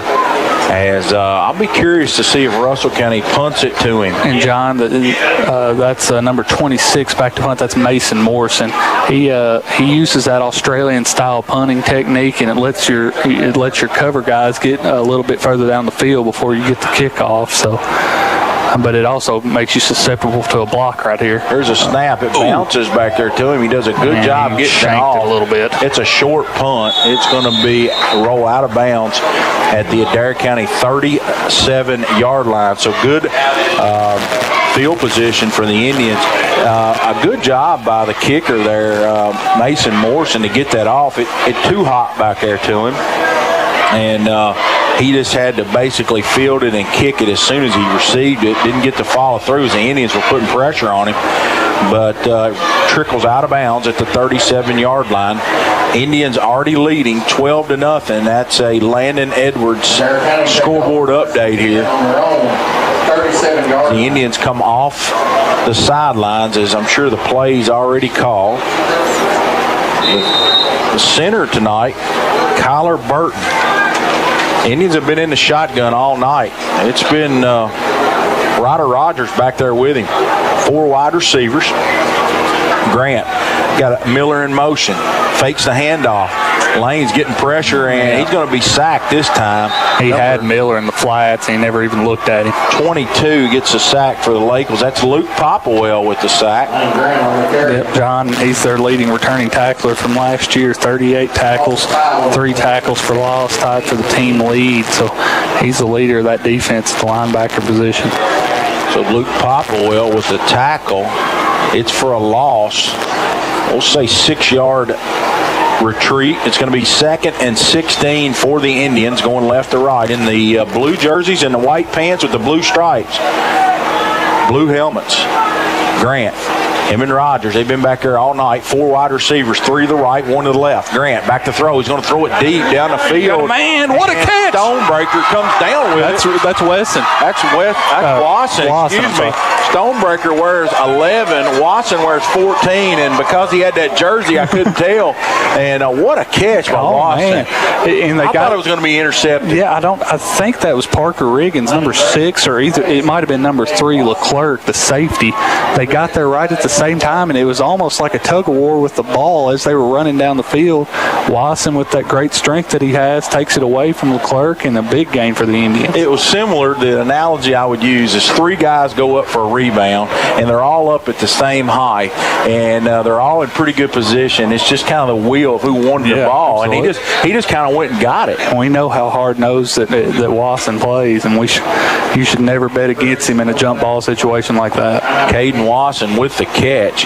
It's all the way down to the 32-yard line. I don't know what the delay is. Do we have we got an injured Indian over here. It might be Wasson. I think it is. Man, you feel for him. He's battled injuries the last couple of years as well. It is. It sure is him. So Wasson gets helped off the field by team doctor, Doc Rogers. And we'll try to get an update on him. Aiden Smith is going to come in that slot spot. Stonebreaker splits wide to the right. It's been the same look all night. Adair County's got him spread out. Ryder Rogers back there. Grant hands it to him this time off left tackle. He's got good yardage. He's across the 20, 10, 5, touchdown. Ryder Rogers. The hat trick, John. The hat trick. In the first half. 8:42 to go here in the first half. And Adair County with 3 touchdowns. We have not scored an extra point yet, but it's coming shortly. And Ty, did you really? And we don't know the status of Morris because he was the guy getting the bulk of the carries in the scrimmage against Barron County. We'll try to get an update on that too. But did you really expect Ryder Rogers to have this much of an impact early? Well, John, I knew he had the talent. It was more of him and Morris. They performed about the same, but Morris just got the majority of the carries in the scrimmages. Ryder didn't carry the ball as much as Dakota Morris, but I knew he had the talent. The Indians are going for 2 right here. Yeah, they're going to go for 2. Grant, he's back there in the gun. He's going to drop straight back to throw. He throws a little short bullet dart to Stonebreaker. Thought he caught it, and I don't think he likes a call, but it's a no good. The conversion is no good. The referee right on top of it. And so the Indians with 3 touchdowns, no conversions out of the 3 touchdowns. They lead it 18-0 here in the first half. We're going to send it back for a 1-minute break. You're listening to the home for Adair County Athletic Network, 93.5 WAIN. Kentucky Sanitation Services is a waste management company with solutions tailored to each client's needs. They provide garbage dumpster services for your business, home, or farm, as well as a variety of roll-off boxes from 10 cubic yards all the way up to 40 cubic yards. They have containers that can handle any size job, from cleaning out your basement or for a large demolition project. Call 270-634-4637 or check them out on Facebook at Kentucky Sanitation Services. Have you injured yourself playing a sport or exercising? Sports medicine experts at TJ Regional Health are trained to get you back on the road to recovery, whether you're dealing with sprains, fractures, knee and shoulder injuries, or other common injuries. Our goal is to prevent illness and injury in active individuals of all ages and help prevent future problems to maximize your performance. Find out more at tjregionalhealth.org/rehab. Patients first, team always. TJ Rehabilitation Services.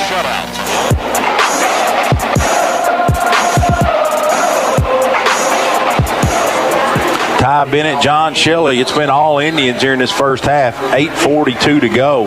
They lead it 18-0 on 3 touchdowns. Here's a squib kick that's downed at the 30-yard line by Adrian Eads, and that's where Russell County will take over. And Ty, Adair County, they look in really good shape. They look really strong. Coach Stonebreaker, he talked about that in the pregame show about the efforts this team have really made and strides in the weight room.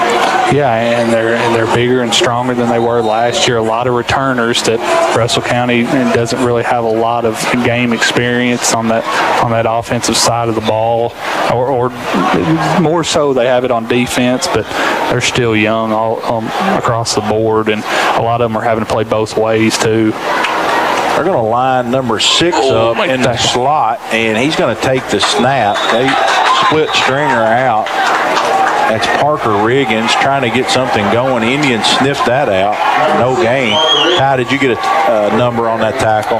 It was a group tackle. I couldn't really see if he made first contact. I think Ryder swooped in there, but he missed the tackle. The initial hit. Him or Streep won. 2nd and 11 for the Lakers.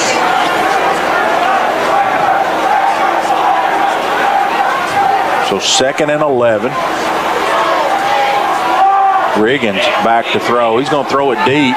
Lacey. Oh, he let it go right through his hands. He dropped the pick. He was standing back there in punt coverage, and he did a great job at getting leverage. He just dropped it, and that's going to be a tough one to watch on film. He'd like to have that one back. Oh, it went right through his hands and even in the face mask, I think. Let's go, Indian fans. Riggins threw into double coverage there. There was nobody open. Man, if I was Russell County, I'd quit throwing at Lacey, though, because he's almost had his hands on 3 picks. 3rd and 11. Indian fans on their feet. Here's Riggins. Throws it deep down the field. He almost got another one. Deflected. Pass intended for number 3. Leclerc, and incomplete. So Riggins comes in the game, and he's obviously they're going to try to throw it down the field a little bit. Yeah, and Riggins started the first scrimmage against Metcalf, and I don't know what the coaches saw. They decided they were going to make a change in the second scrimmage, and of course tonight. But both quarterbacks, they both have the similar skill set, though, John. Not much difference between the two. Stonebreaker. He's back to receive the punt. He's standing right at the 38-yard line. Mason Morrison, he's standing right at the 20. Line of scrimmage is the Russell County, their own 30-yard line. Bad snap last time. Let's see what happens this time. It rolls back there. Another great job. Here's another squib kick. And Stonebreaker. Oh, my goodness, that was a nightmare. I think Coach Stonebreaker is not happy with his son at all. I think what happened, though, I think Solomon thought one of the upbacks touched it. Yeah, and I thought he did too, honestly. So it was a good job by Morrison to get that off. That was the last time it was a 2-hopper. That was a 3-hopper back there. And I couldn't, the way his jersey's folded up, John, I couldn't see who that up back was that thought Solomon might have thought touched it, but he ran on late. I'm not so sure that he wasn't. He just, they panicked, threw him in the game right there. I'm not so sure he knew what he was doing. Right, not to use a timeout. He was looking over at the sideline with his hands like, what am I supposed to be doing over here? Braylon White has checked in the game for wide receiver. Aiden Smith, who takes the place of the injured Wasson. And we got whistles. And the preliminary signal is that was thrown in the secondary too. I don't know if they might have too many people on the field.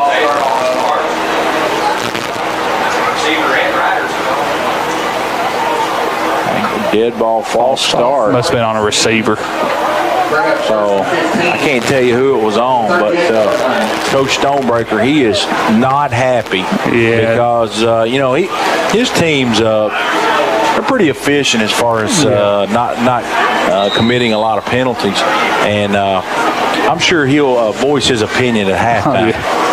Grant, he's back there on an island all by himself. 5 wide receivers. He's going to throw it down the field. What a Stonebreaker goes up high. He was way up in the air and extended as far as he could extend and made that catch. And what a throw, too, as Lane Grant threw a dart down there to him. That's going to be a first down, Adair County, and we got a sponsor for that. First downs are sponsored by Columbia Pharmacy. Check out their Flavor X machine. They're a hometown, locally owned pharmacy. Is Grant. He's got Rogers back there. 4 wide receivers to the left, to the right. Rogers goes in motion. He jumped, yep. And that's number 2. That's Braylon White. He's a junior receiver. He's coming out of the ball game. Yeah. I think that's 2 penalties, maybe as 26. Ty, get me a name. The Indians. 26 is checked in the ball game at wide receiver. Madden Moyer, according to the roster. Freshman. And Braylon White comes off in disgust, so he knows that he's and as probably a receiver, you cannot jump. You have to watch the ball. I mean, that's one of the first things they teach you to do as a receiver. We got 5 wide receivers. Grant's back there by himself. Watch the quarterback run here as he's going to set up the screen to Stonebreaker. Stonebreaker's across the 45 to the 41, and that's a late hit. Everybody got it, and we got action going on down here in the field. Hayden Bennett and number 22 Luke Popplewell tied up, and Hayden. Ty, you got some weights and measures on Hayden. I don't have it on my sheet here. According to the roster, he's 6'4", 286. He's every bit of 286. 6'4", 286, tangled up with Luke Popplewell about 10 yards down the field. But there was no flag thrown there. There was a flag thrown as Stonebreaker on the screen after he was tackled. He was hit late, and 3 flags came in immediately, so they caught the culprit there. And that's going to push the ball all the way down to the 27-yard line. 1st and 10 at Adair County. They're going left to right. Plenty of time. 6:37 to go here in the first half. Grant straight back to throw. He's going to look deep. He's throwing to Smith. Smith what a play! Up, and a good defensive play there by, I want to say, that's going to be number 6. That's Riggins who played quarterback on the last series for Russell County. So, Ty, that tells you right there their numbers. They're having to play their quarterback also on defense, which that happens a lot. Yeah, especially in high school. But early in the season, you don't have that conditioning all the way down yet. And it's especially in a rivalry game, you just seem zapped after the game because your adrenaline's up and everything. So I was impressed with the throw. He gave Aiden a chance to catch it. Aiden just couldn't come down with it. Here's Grant, nice spin move. He's across the 20, nice cuts move. It back. Oh, my goodness. And he's still going. And he's going to carry Laker tacklers inside the 20. He was using all the buttons on the PlayStation controller right there, John.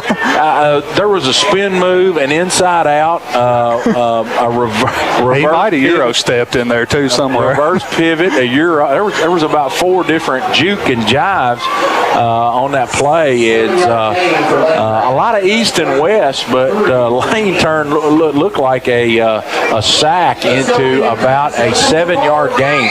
So we're going to call it 3rd and 3. The ball's just inside the 20-yard line. Here's Lane. He's going to hand it to Rogers this time. Good vision. Rogers is probably going to get the first down. It's close. Number 10, Jordan Beck on the tackle. And the officials already said first down. And John, of course, Ryder's the younger brother of Byron Rogers. And we were talking about the differences between the two. Byron, when he ran, he was making it happen. He was going to slam into the line. Ryder's a lot more patient than Byron was last year. He's going to let his blockers set up and make that first cut and get himself free and get himself some more open room there up the middle. So the ball is spotted just outside the 10, so it's not going to be goal to goal. We're going to say the 11. 1st and 10 from the 11. 5:03 to go. Grant, he's going to hand it to... That didn't look like Rogers. See if we can get a number on that. It was, for no gain. It was. Yes, it was Rogers. Maybe my vision. I'm getting older. I can't see as well. But you got your glasses in your hand, John. I know, but those are for close up, Ty. Okay, I'm not helped much from far. I'm going to have to stand up here. As we're going to hold on, John. Did you pick up the wrong glasses? Are those flowers on those glasses? Actually, they are. You're not supposed to tell everything, Ty. They're probably my wife's, and she's going to die if she knows I got them. Here's a wide receiver screen to Stonebreaker right at the goal line. And I think it's short of the first down, too. And let's see where they spot it. Yeah, it's going to be 3rd and less than a yard. The ball's at the 2-yard line. So they can get a first down without scoring. This is probably, Ty, I'm going to bet everything that I've got, this is a run here. Oh, yeah. Because you got 2 tries from this a half. This is probably going to be a read option right here, yep. We got the guy in the slot. We got an extra blocker, and he moved. That's going to be a penalty. They didn't call it. No flag. And I'm not so sure he got the first down. Rogers gets the handoff, and Russell County's Coach Ford is livid. He is livid, and as we saw the penalty, the up back, actually that was Jaden Miller, moved. He went toward the line of scrimmage before the ball was snapped, but nothing was thrown. Yeah, we're bringing in a second tight end right here, John. This will be this will probably be Lane Grant right here. Let's see. Is this a first down, or is it going to be fourth? And they're going to measure right here. Okay, they're going to measure. Coach Ford is upset over there. He's very upset. It was an obvious penalty. Adair County had Jaden Miller in a slot, and he just took a step toward the line of scrimmage as he tried to get set, and it was a creep step, and I thought there would be a flag, but no flag, and Russell County agreed with me. 4th and inches. So you're looking at Ty right here.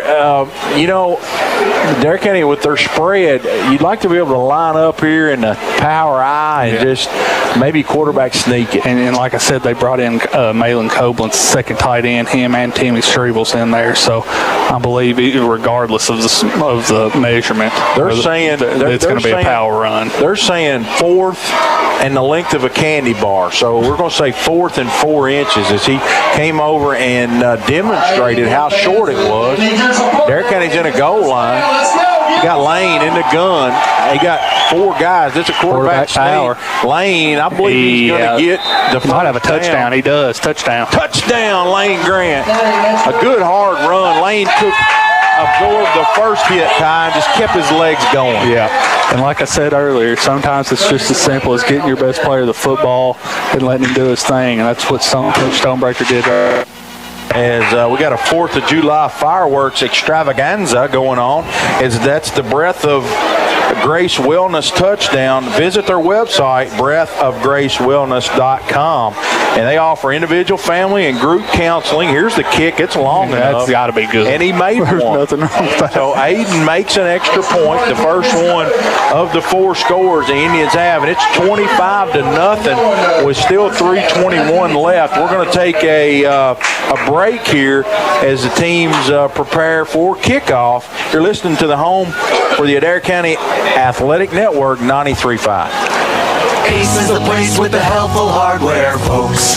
Why would you wander around a warehouse store looking for paint when you could just swing by your neighborhood Ace? In addition to Ace's award-winning service, we have top-rated paint brands. Plus, our color matching technology allows us to match any color. So stop wandering and start painting. Head to your neighborhood Ace today. Check out the red hot buys at Burton Ace Hardware, like the Ace Rewards exclusive, saving $40 instantly on the DeWalt 20-volt max lithium-ion power tools. Hi, this is Connie at Hot Prince in Columbia. In August, we'll reach a huge milestone in our business of 25 years, and we've decided we want to celebrate all year long. So every month, we'll be having a drawing for a $50 gift card to a local Columbia business. Just go to our Facebook page for more details. We'll also have an open house in August to celebrate our big day where we will be giving away our grand prize. Remember, we are here for all your screen printing, embroidery, engraving, and signage needs. We are in Columbia. We are Hot Prince.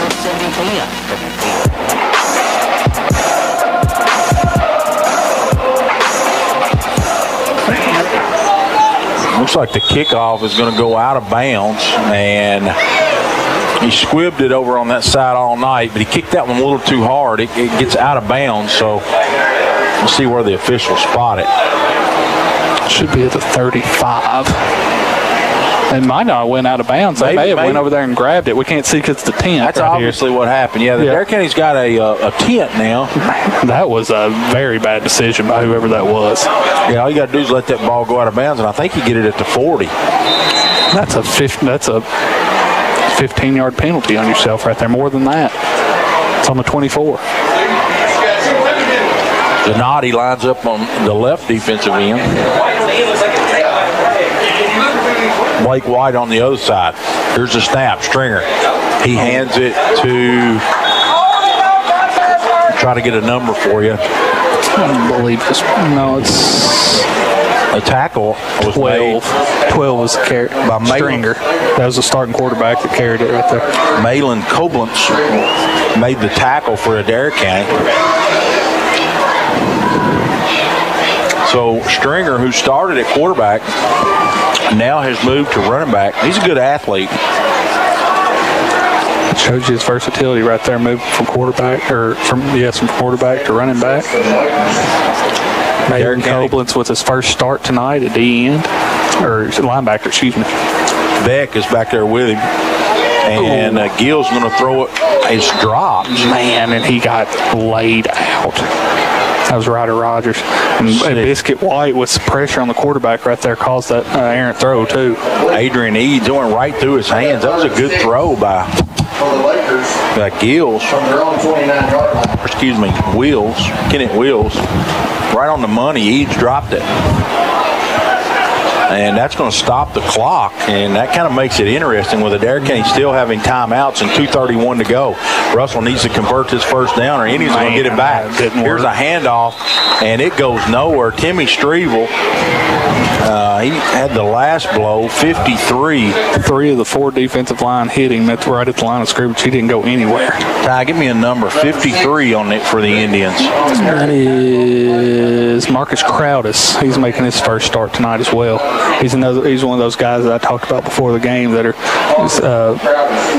stepping into a far bigger role than they played last year. Russell County's considering going for it. They're way back in their own territory. I could see him running the clock down, calling timeout too right here, because Adair County gets the ball back in the second half as well. Well, Adair County's choosing not to stop the timeout. I know they have some left too. They're going to let it run down. Yep, that's exactly what they're doing. We're going to call timeout right here.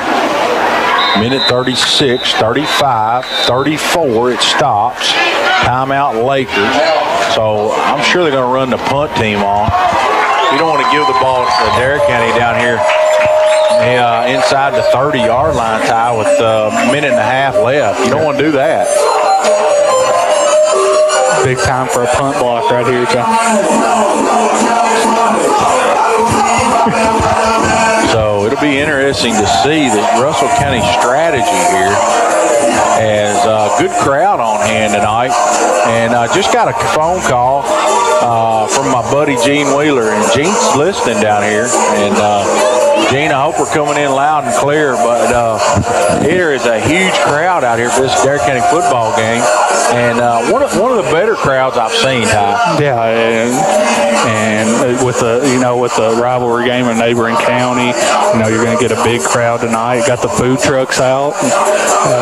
Hopefully, we can sustain these crowds all year for these Indians. And if anybody over there in one of those food trucks has to have the radio on, Big Boy here needs a snack at halftime. I mean, I'm running on fumes right now.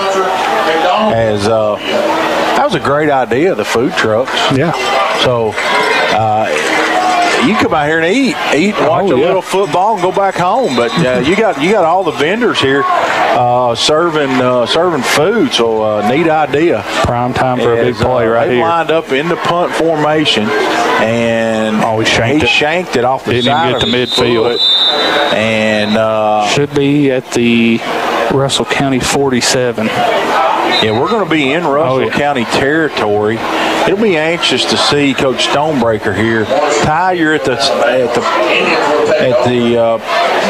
position of the field where you can take a shot right here. Yeah, and plus, I believe we have 2 timeouts, if I'm not mistaken. We called one early in the first quarter, but I don't think we've called one since. So you've got 2 timeouts, I believe, a minute and 28 seconds. You've got plenty of time right here, the way we've been moving the ball. So we're going to have a shot right here unless we shoot ourselves in the foot with another penalty. United Citizens Bank, Roger Struck, Brian Peace Plumbing, his construction, Columbia Christian, 50 and 5 So it's Grant and Rogers in the backfield. 4 wide receivers. Grant drops straight back to throw. He's looking deep. He's got nobody there. He tucks it down. He's running around the right side. He gets back to the line of scrimmage. A very short gain. We'll give him about 4 yards. And smart move there going out of bounds, too. Stop the clock. Yeah, that's a veteran move where you got to get out of bounds to conserve that timeout. And that's a high football IQ right there, especially from a first-time quarterback. He didn't force something that wasn't there. His lineman gave him excellent protection right there as well, and he broke his pocket and got what he could and got out of bounds to stop the clock. Ty, give me a name. 26 is checked in for Adair County at wide receiver. Madden Moye, he's a freshman receiver. Moye, he got 3 wide receivers to the left. Grant drops straight back to throw. It's an out route to Stonebreaker. He makes a catch at the 40. Oh, what a cut. 35, He's gone, 30. He might go. He's at the what 20, a cut. 25, and he just jogs into the end zone. He's electric. He put the old stop and go on right there. Dead leg on. Yeah, he looked like he had I'm a basketball guy, really at trade. It looked like he was going to stop and pivot, and he just gave him the dead leg, and he was gone. He just exploded. So what turned into about a 10-yard reception, run after catch, results in another touchdown, and we got flags on the play. It's probably going to be a dead ball unsportsmanlike. I'll bet you anything. Touchdown's good. Dead ball, unsportsmanlike. Adair County. That's the second one after a touchdown tonight. So that's going to be addressed at halftime. And I'm not sure who that's going to be on. And I don't see any taunting, John. I think somebody's using some bad language right in front of a referee. At least wait to the sideline if you're going to do that. Or just don't do it at all. It'd be better. But isn't there a way of saying it without using the bad language, Ty? I'm just going to say, is there a way of getting your point across?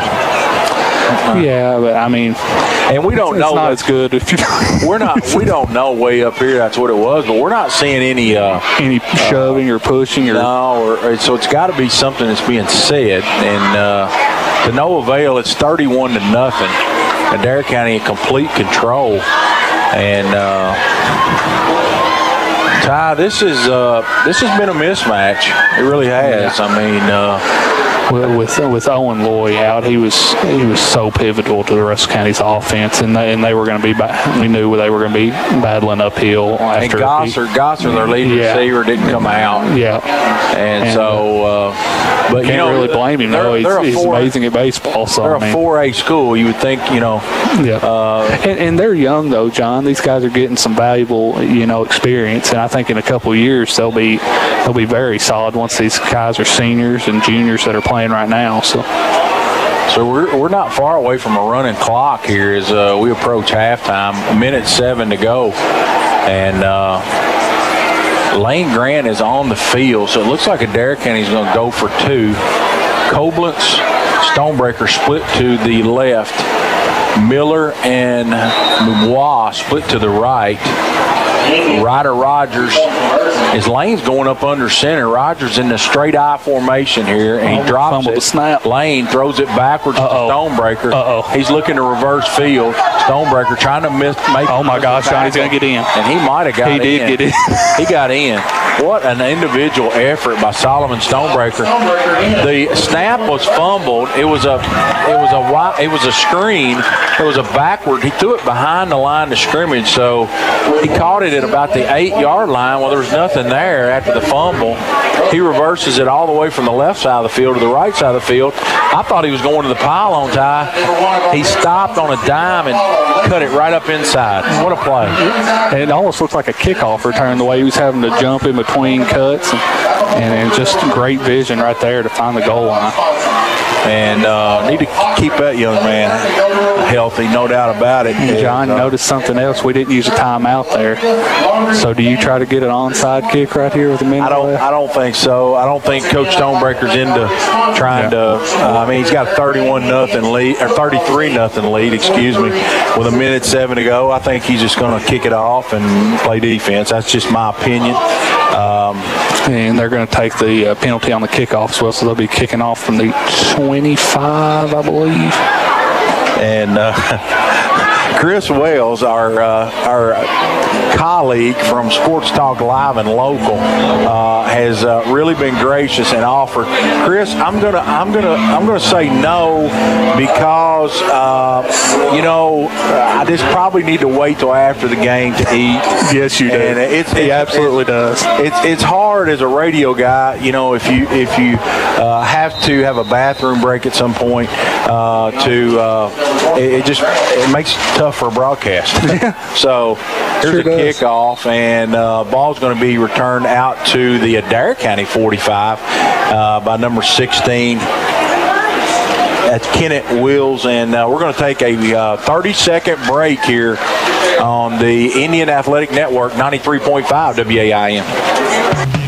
United Citizens Bank. This is Matt Loy with United Citizens Bank. Although I'm very proud of all the products and services we offer, the best thing we have to offer is good, old-fashioned customer service. It may seem like banking is moving to smartphones and computers, and while we can do that too, we don't think anything can replace a firm handshake and your confidence in our word. When you think personal service and customer-first banking, think UCB. United Citizens Bank, Equal Housing Lender, member FDIC.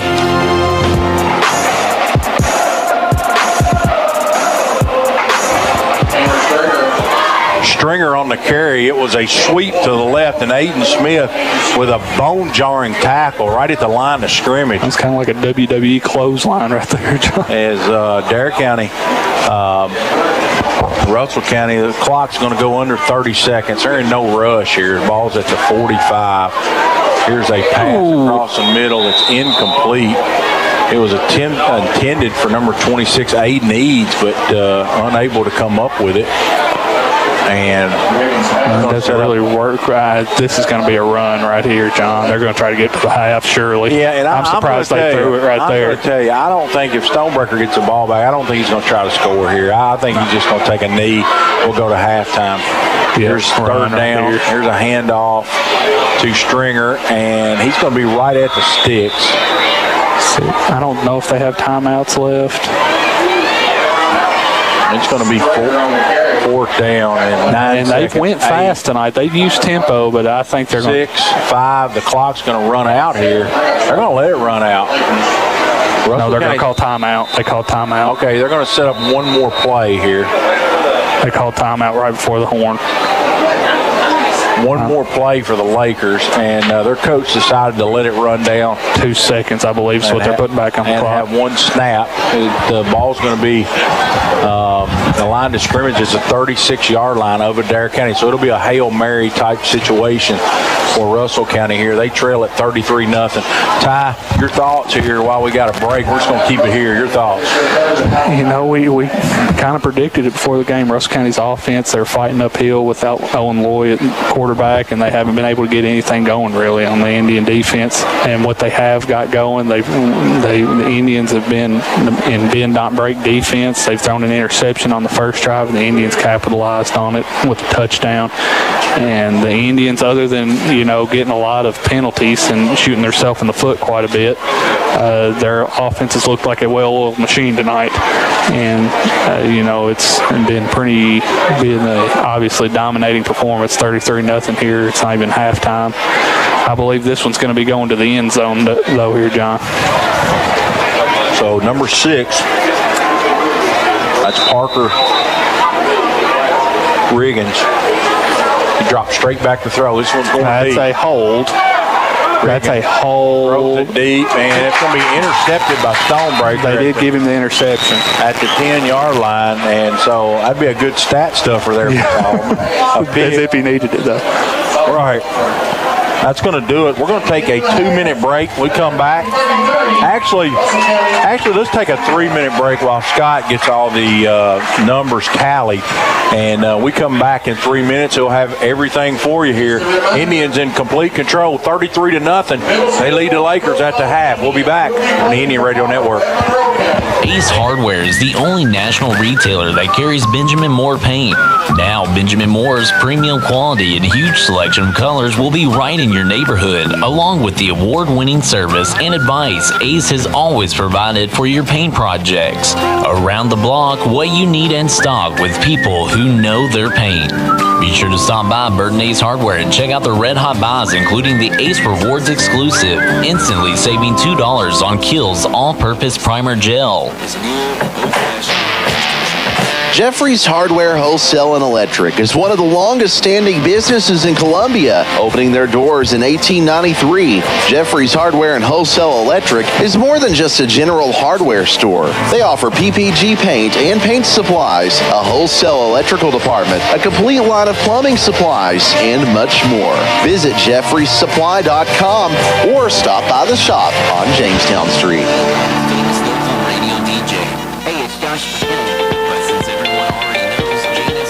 Brad Hodges here, Market President with First and Farmers National Bank. Do you bank on Saturdays? Beginning on November 12th, First and Farmers National Bank is changing our Saturday banking location to 114 Will Walker Road. Is Russell Road your favorite branch? No worries. They will still be open regular banking hours Monday through Friday. First and Farmers National Bank, putting you first. Member FDIC. Hi, this is Cameron Smith. I'm a Campbellsville High School graduate and a Lindsey Wilson College student. I'm well on my way to earning a degree in secondary education. At LWC, I've met new people, become involved on campus, and I have loved being part of the sports programs. Visit today and you will want to make Lindsey Wilson College your new home too. Call the admissions office at 270-384-8100 or email us at admissions@lindsey.edu. This is Nick Fudge with United Citizens Bank. Whether it's your first loan or you've been banking for years, we are ready to be your bank. At UCB, we like to keep banking simple. We probably aren't the best at flashy ad campaigns or sales pitches, but we will always give you our best and stand behind our word. Stop by and see me at our Jamestown Street office or any of us at our other convenient locations. We want to be your bank, United Citizens Bank, equal housing lender, member FDIC. Do you have a business? Are you running for an office? Maybe you've just got a kid in sports. No matter what you've got going on in your life, Hot Print Screen Printing and Embroidery's got a service or product you need. We've got a large selection of pre-printed items available in our storefront that you can just walk in and buy anytime, including Adair County Indians shirts, Adair County band shirts, and Columbia, Kentucky apparel. So come on by and check out all the great services and products available at Hot Print Screen Printing and Embroidery, or call us anytime Monday through Friday from 8 a.m. till 4 p.m. Let us put our experience to work for you.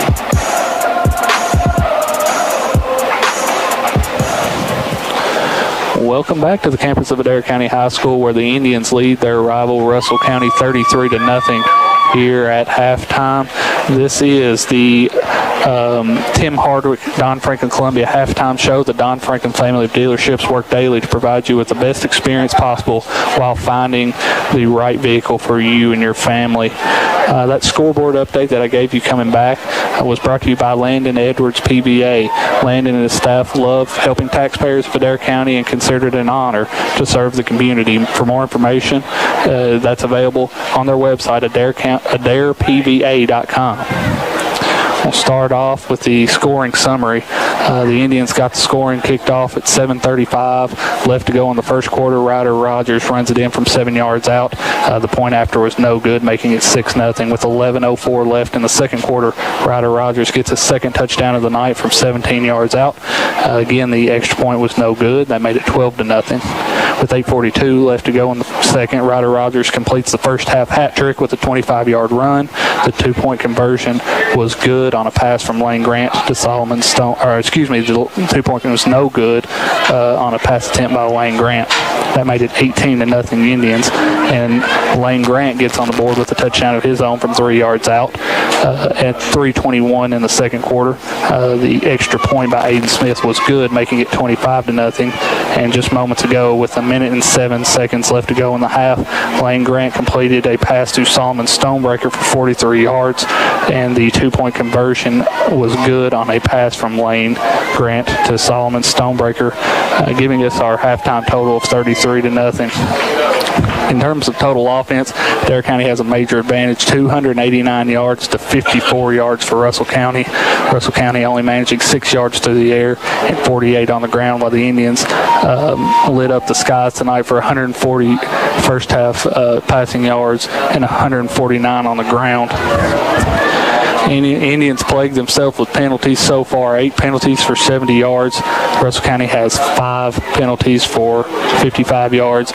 Russell County with 2 crucial turnovers, 2 interceptions, one by Jacob Lacey on the first offensive drive for Russell County, and one to end the half there by Solomon Stonebreaker. Punts so far, Russell County's punted the ball 4 times for 22.3 yard average, and in terms of time possession, the Indians lead 14 minutes and 20 seconds to 9 minutes and 26 seconds for the Lakers.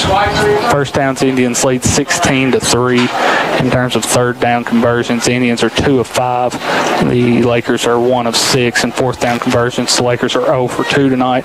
The Indians are 2 for 2. Let's get the individual stats.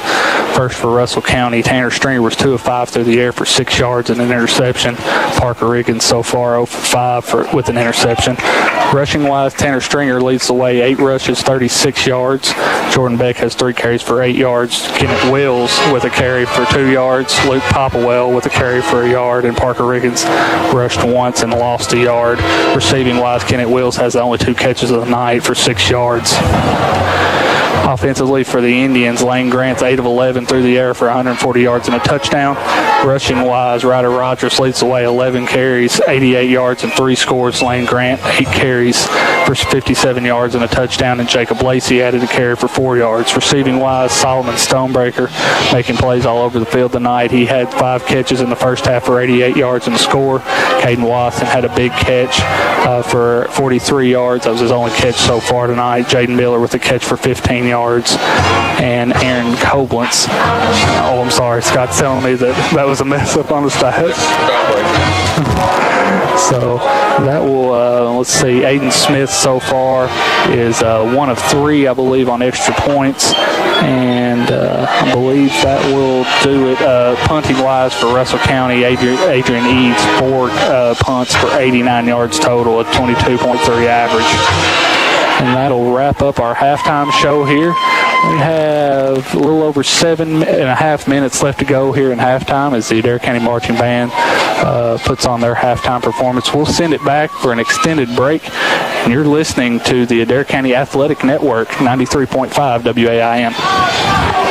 Kentucky Sanitation Services is a waste management company with solutions tailored to each client's needs. They provide garbage dumpster services for your business, home, or farm, as well as a variety of roll-off boxes from 10 cubic yards all the way up to 40 cubic yards. They have containers that can handle any size job, from cleaning out your basement or for a large demolition project. Call 270-634-4637 or check them out on Facebook at Kentucky Sanitation Services.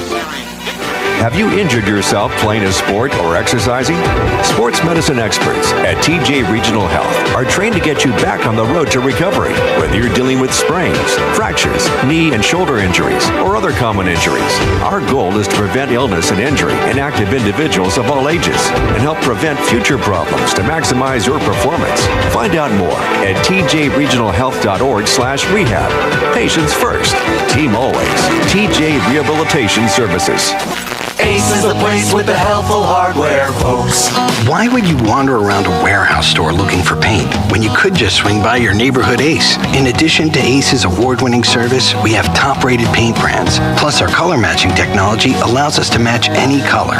So stop wandering and start painting. Head to your neighborhood Ace today. Check out the red hot buys at Burton Ace Hardware, like the Ace Rewards exclusive, saving $40 instantly on the DeWalt 20-volt max lithium-ion power tools. Hi, this is Connie at Hot Prince in Columbia.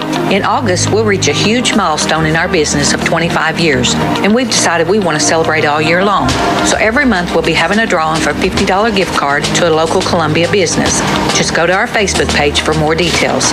We'll also have an open house in August to celebrate our big day, where we will be giving away our grand prize. Remember, we are here for all your screen printing, embroidery, engraving, and signage needs. We are in Columbia. We are Hot Prince. Did he leave in the summit?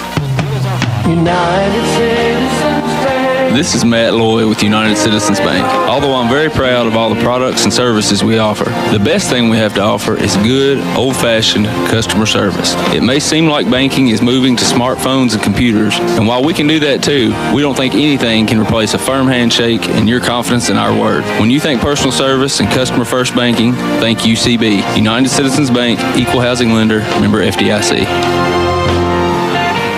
Ace Hardware is the only national retailer that carries Benjamin Moore paint.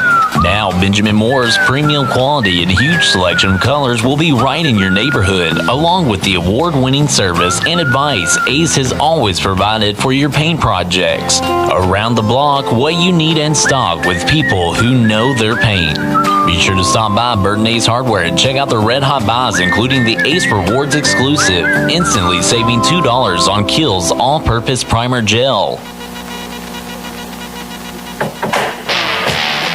Jeffrey's Hardware Wholesale and Electric is one of the longest-standing businesses in Columbia, opening their doors in 1893. Jeffrey's Hardware and Wholesale Electric is more than just a general hardware store. They offer PPG paint and paint supplies, a wholesale electrical department, a complete line of plumbing supplies, and much more. Visit jeffreysupply.com or stop by the shop on Jamestown Street.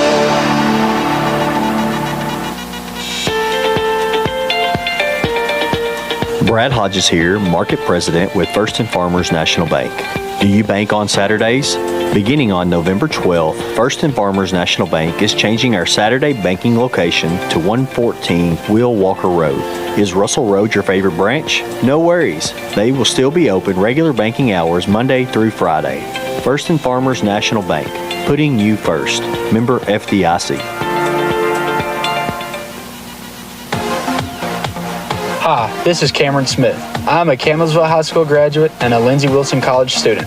I'm well on my way to earning a degree in secondary education. At LWC, I've met new people, become involved on campus, and I have loved being part of the sports programs. Visit today and you will want to make Lindsey Wilson College your new home too. Call the admissions office at 270-384-8100 or email us at admissions@lindsey.edu. This is Nick Fudge with United Citizens Bank. Whether it's your first loan or you've been banking for years, we are ready to be your bank. At UCB, we like to keep banking simple. We probably aren't the best at flashy ad campaigns or sales pitches, but we will always give you our best and stand behind our word. Stop by and see me at our Jamestown Street office or any of us at our other convenient locations. We want to be your bank, United Citizens Bank, Equal Housing Lender, member FDIC.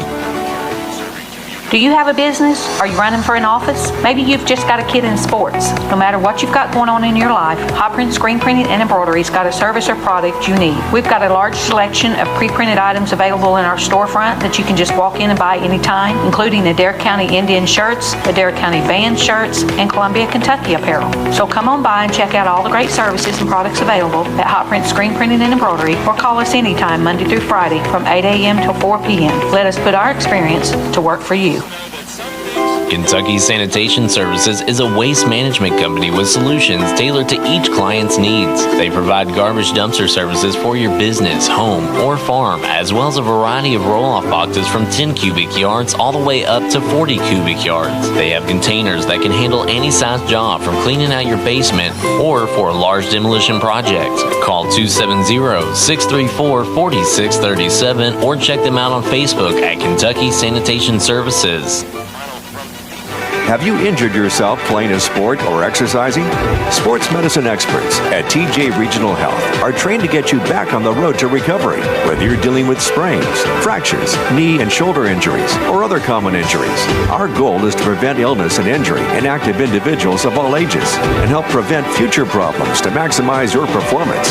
Find out more at tjregionalhealth.org/rehab. Patients first, team always. TJ Rehabilitation Services.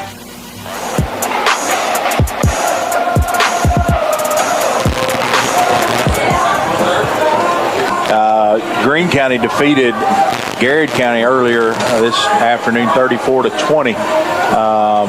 Here, at Indian Field. Indians lead Russell County, yes, 33-0. That is correct at the half. And Ty Bennett and Scott Bennett helped us with the halftime numbers. Third quarter sponsor brought to you by Grissom Martin Funeral Home, a quality funeral home in Columbia, offering carrying arrangements that realize that a funeral is as much for friends and family as it is for the deceased. Visit the website at grissommartin.com. We always like to thank David and Kathy for supporting Adair County Athletics. This one's been one-sided, Ty.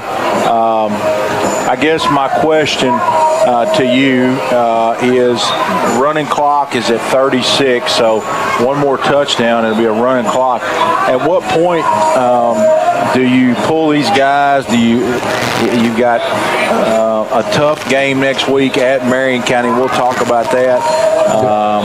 At what point do you pull the plug? I mean, maybe one drive? Yeah, if you score here and get running clock, I think you go ahead and get some guys in that don't normally play. So, I think at that point it would be tough for Russell County to come back, especially with the running clock. Let's talk about that upcoming schedule. Ty and I will be at Marion County, and that's next Saturday night as Adair County plays Bardstown Bethlehem, and that's the Kentucky Cooperage Bowl, which is a factory over there in Lebanon. So Adair County will travel. Bethlehem had a good record last year. Not sure what to expect. They lost their coach very late in the game this year. So it's kind of an odd deal over there with Bethlehem. So we'll have to see. And then the following Friday night, Indians travel to LaRue County. Yeah, and I think that not to look past Bethlehem, John, but at LaRue, I think will be a challenge, just going on the road for the first time, your first true road game. And, we got to get past Russell County, and then we've got to take care of Bethlehem. On a Saturday, you're a big routine guy. Your routine's going to be thrown off a little bit. Playing on Saturday instead of Friday, so you might get an extra day off here after this one, maybe. But Coach Stonebreaker will have them ready, I have no doubt. So Adair County's going to get the football here to start the third quarter, and never over, but Adair County in full control here, and looking at one more score for a running clock. So I'm sure the Indians are probably going to leave those first stringers out there. Yeah, you'll definitely see them for at least this first drive, I know.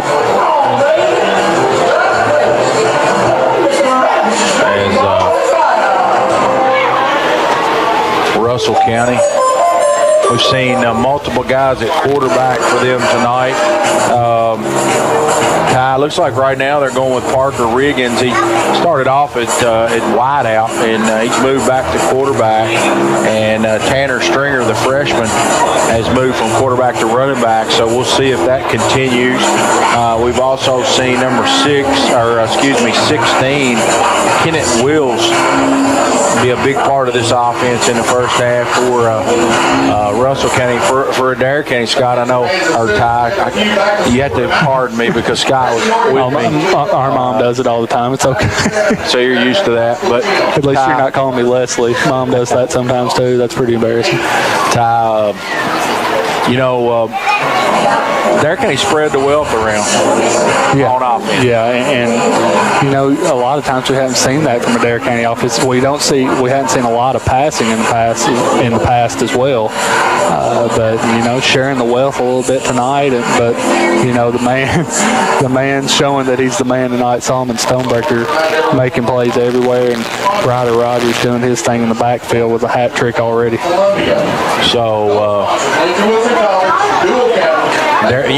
Right now, too, Ty, as a former coach, you get a big lead, and kids, they don't go hard. Sometimes it's a good time for injury, so you don't want to not go hard and something bad happen. Well, see, that's why I think if we score here and get running clocks, that you won't see the majority of the starters after this drive.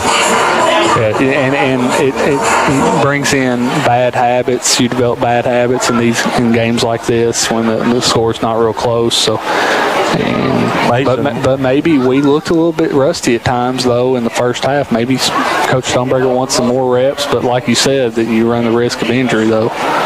We're going to kick off the Stonebreaker. He's back deep. For the Indians. Mason Morrison, he's done the kicking and punting for Russell tonight.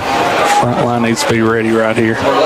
Yep. Yeah, onside kick, and Moyer recovers it at the 40. So Adair County's going to have a really good field percentage. You know, for an onside kick, he kicked it way too hard. The ball went about 15 yards, and I think he might have been trying to hit one of the guys on the front line, and they got out of the way of it. And Moyer did a great job of falling on it. Basically, what that tells me is that Russell feels like they're going to have a hard time stopping us. So, and I'm sure they didn't want to kick it to Stonebreaker either. And let's talk about that offensive line for the Indians. From left to right, left tackle, Trevez Taylor, Hayden Bennett at guard, Kyler Burton at center, Blake White, he's at right guard, and Josh Smallwood at right tackle. Grant, he's in the shotgun. He's got Copeland's in the slot. He's got Rogers in the backfield. A good gain off left tackle, right in behind big Trevez Taylor, and it's going to result in about a 5-yard gain. 5-yard gain. It's going to set up a second and medium for the Indians. The ball's at the 45-yard line.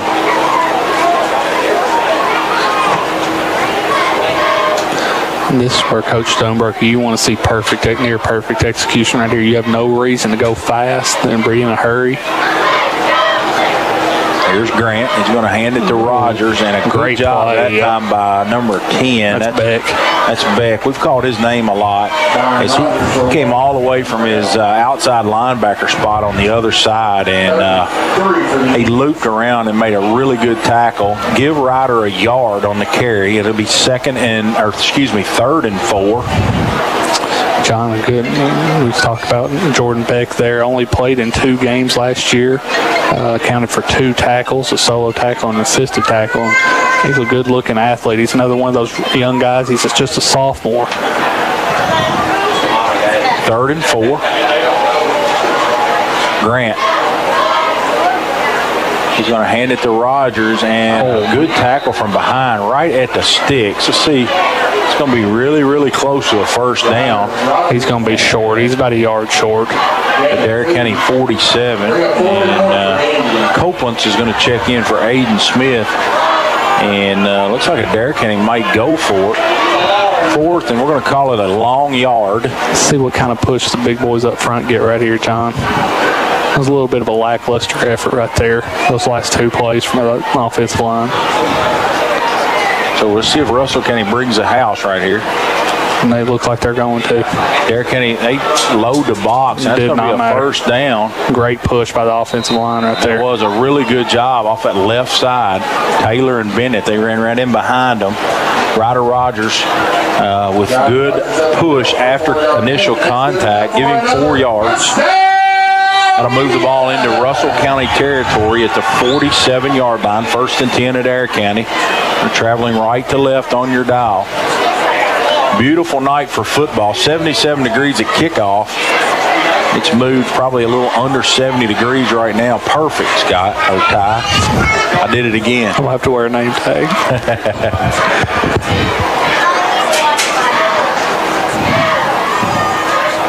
Seen this same formation all night. 4 wide receivers. They got a guy in the slot. They're going to hand it to Ryder Rogers. Nice hit. A good run right up the middle. And Beck, again, out of that outside linebacker spot, he comes in and laid the wood there to Ryder Rogers. But Ty, something I noticed with Ryder, he's always leaning a little bit forward. When he gets hit, it seems like he gets that extra yard or 2 after contact. Yeah, and if you don't know what we're talking about, if you're a UK fan out there, you remember Chris Rodriguez and Benny Stell, they always seemed to go forward when they got hit. They never got knocked backwards unless they got hit by about 5 guys at the same time. They always seem to fall forward for an extra yard or 2, and that's kind of what Ryder's not on that level, obviously. It's really giving these offensive linemen a chance to run block. It looks like Stonebreakers condensed the playbook here. He's just running the football. Whatever that was didn't work. And that was just a blitz. Yeah, they're just bringing the house at this point, running straight up field. That was Beck again. Now, you might see here on 3rd and long with Russell County bringing pressure. Stonebreaker might put this one in the air, but it looked like for the most part he's just trying to run the football. Like you said, Ty, slow, methodical drive, score it, and get the running clock. Yep. Coach Stonebreaker's not happy. Somebody messed up royally right there. I can't tell who it was. That's on Russell County. Well, I don't know. Our Stonebreaker moved out of his wide receiver. Somebody's going to get a talking to. And it's Solomon Stonebreaker. Yeah. It's a nice father-son conversation going on. Coach is not happy.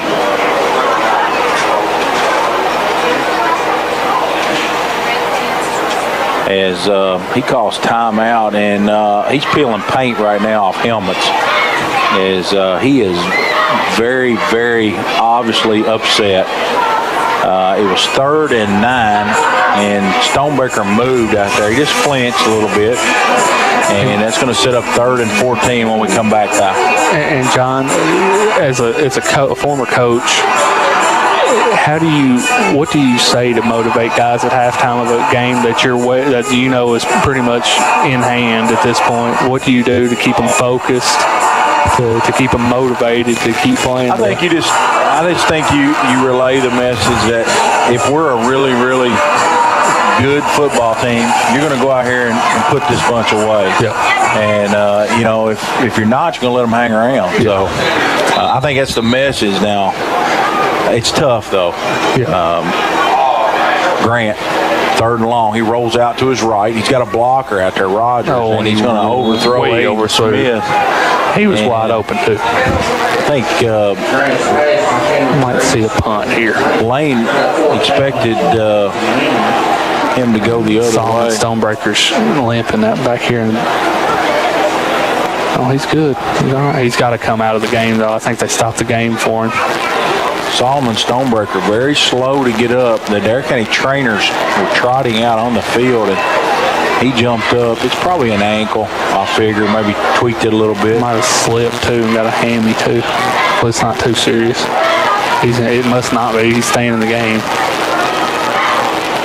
So, 4th and 14. Adair County's keeping their offense out there. Yeah, the referee's going to make Stonebreaker come out. When the trainer comes on the field, you've got to come out of the game.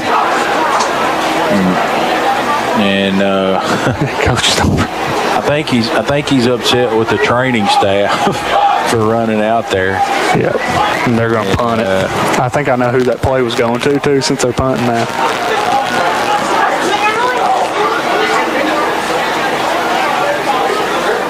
And Adair County's going to line up and punt it.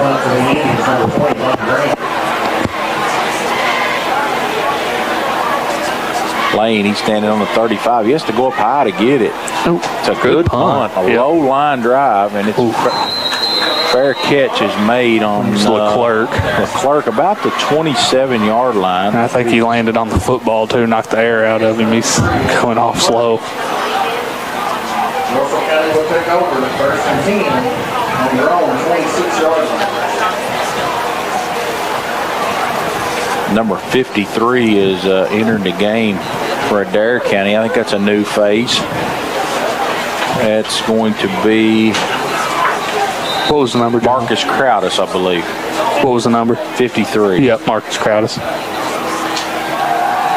Here's number 6. That's Riggins. Parker Riggins. He's Beck on the catch, I believe. Seen the majority of the snaps here. Those at the Beck. It's a medium game. And a 4 on the play. I got 2nd and 6. He's 2nd and 6. Ball's at the 27-yard line. So the fair catch occurred at the 23. Here's a handoff to the Tanner Stringer, who started the game at quarterback. He's a nifty little guy. He's got some speed, no doubt about it. He's way short of the first down. I'm going to say 3rd and 2. Adair County leads it 33-0. Scoreboard update brought to you by PVA Landon Edwards. Here's Russell, drops back to pass. It's going to be complete in a first down. He missed a tackle that would have kept him short. Across the 40, their own 40. Spotted at about the 42-yard line. So Russell County's kind of in a hurry-up mode. 7 minutes to go here in the third quarter. 1st and 10 from the 40-yard line.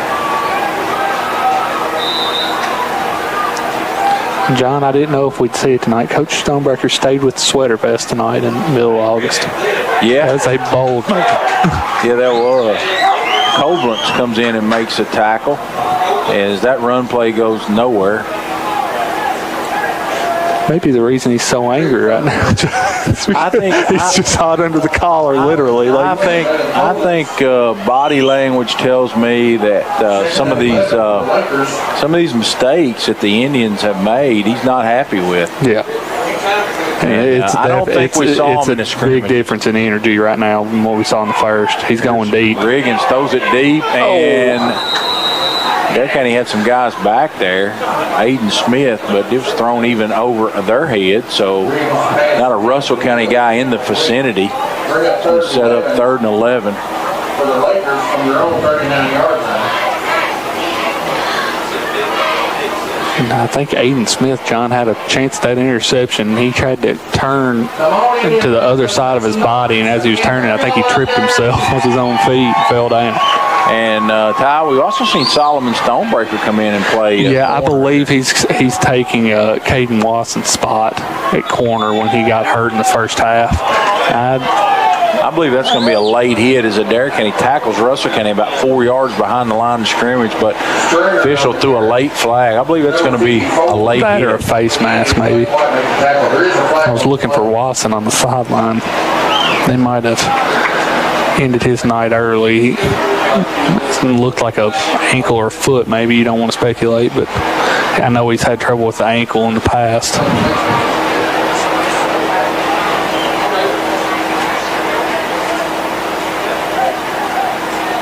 And they're going to mark this off. Face mask. Okay, it's going to be a face mask. Indians had a couple of face mask penalties in the scrimmage, too. That's something that they're going to have to work on. I know that. They're going to move the ball to the 45 of Russell County. It's going to set up 3rd and 6 for the Lakers. They've got to get just across midfield. Riggins with the pass. Nice tackle. And caught by Leclerc, and he's tackled right in his tracks. Try to get a spot for you just short of the 50. We'll call it the 49-yard line. It's going to be 4th down. Number 9, Dylan Wilson, in on that tackle from his outside linebacker position. So they're definitely going for it. Trailing 33-0. Needs to get these linebackers involved right here. Russell County, they're all looking to the sideline for the play call. Adair County's got 4 guys up there. And here's a handoff up inside. He sure didn't. It's not going He absolutely did not. So Adair County stops it, and that's going to be a turnover on downs for the Lakers. And Great job by the defense there. Coach Cross, he's fired up. And Timmy Strevel was in on it.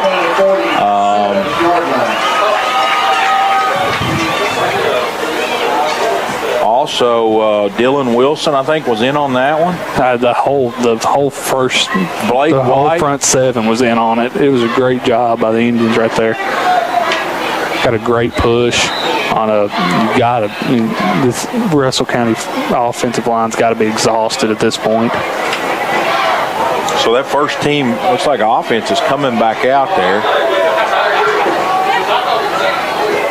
We do have a sub in 52. That's Jordan. No, that's Jordan Smallwood. Yeah, I thought I saw Blake White run off the field and needing a break, but he might have got back out there.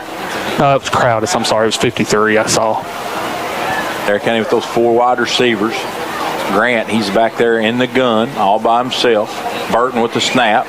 He fakes a pass. He's going to run it up inside. And nice move. Spin move, gets away from Laker tacklers. He's still on his feet across the 40.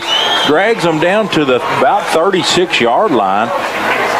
Number 54, Nick Ford, in on the tackle for the Lakers. And we got a personal foul. That's going to be unsportsmanlike on number 56, Landon Booth, as the official threw it right at the player. So I know at that point he said something. So we're going to say it was something verbal. Nick Ford was not happy about it, too. He looked to the sideline and said, take him out. He must have said something really out of pocket. So that's going to attack 15 more on.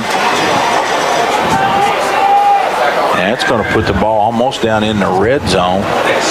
5 minutes and 10 seconds to go in the third.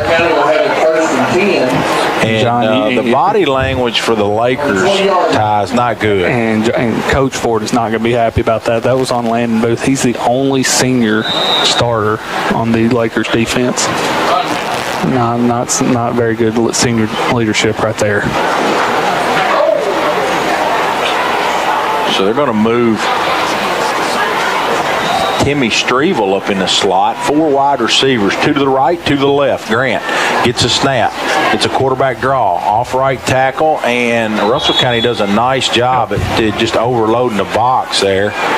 Too many to block that time, and that play's going to go for naught. No gain. 2nd and 10. The PA guy was really nice. He said minimal gain. It was very minimal. And John, this is where you got to watch out for silly personal fouls like what Russell County just had. You know, Adair County in the past couple of years had a lot of problems with personal fouls. It's late, guys are tired. It's a rivalry game. You've got to make sure your seniors are out there, leading by example. If this is a throw, it's going to go to Stonebreaker. He's isolated on the right side, just him and the quarterback, man-to-man coverage. Grant. It's a quarterback draw up inside. He's got good room inside the 10, 5. Tackled down inside the 5-yard line. So with 3:55 to go, Indians are threatening 1st and goal. And first downs tonight. That's good enough for another first down, And we do want to say real quick, our streaming sponsor, First and Farmers National Bank, we appreciate them. If you go to YouTube, WAIN 93.5, you can watch the game on YouTube. And our first down sponsor, I can find it here, Ty, Columbia Pharmacy. Check out their Flavor X machine. The ball's going to be spotted at the 6. Grant. He's in the gun. Good snap. He's going to hand it to Lacey. Lacey off tackle, and I believe he's in. Touchdown, Jacob Lacey. 39-0, Adair County. And that will, at this point, enforce a running clock. Yeah, I believe that's the last use that you'll see for the Indian starters on offense, and I would say on defense too. Just 3 minutes left to go here, and it will be a true 3 minutes and 19 seconds once the ball is it once the ball's kicked off? I think so, and Smith, it's that's long good. enough. That one's good. I'm telling you, they just needed some reps, John. This offense is giving it to them. So Adair County extends that lead 40-0. You're listening to the home for the Adair County Athletic Network, 93.5 WAIN. We'll be back in a minute. Ace is the place with the helpful hardware, folks. Why would you wander around a warehouse store looking for paint when you could just swing by your neighborhood Ace? In addition to Ace's award-winning service, we have top-rated paint brands. Plus, our color matching technology allows us to match any color. So stop wandering and start painting. Head to your neighborhood Ace today. Check out the red hot buys at Burton Ace Hardware, like the Ace Rewards exclusive, saving $40 instantly on the DeWalt 20-volt Max lithium-ion power tools. Hi, this is Connie at Hot Prince in Columbia. In August, we'll reach a huge milestone in our business of 25 years, and we've decided we want to celebrate all year long. So every month, we'll be having a drawing for a $50 gift card to a local Columbia business. Just go to our Facebook page for more details. We'll also have an open house in August to celebrate our big day where we will be giving away our grand prize. Remember, we are here for all your screen printing, embroidery, engraving, and signage needs. We are in Columbia. We are Hot Prince.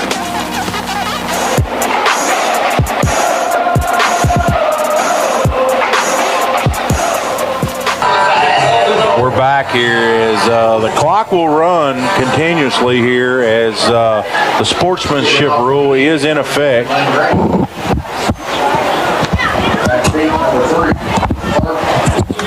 As it's 40-0 with 3:19 to go here in the third. Been all Indians from the go here. And here's an onside kick. Oh my goodness. That one surprised me.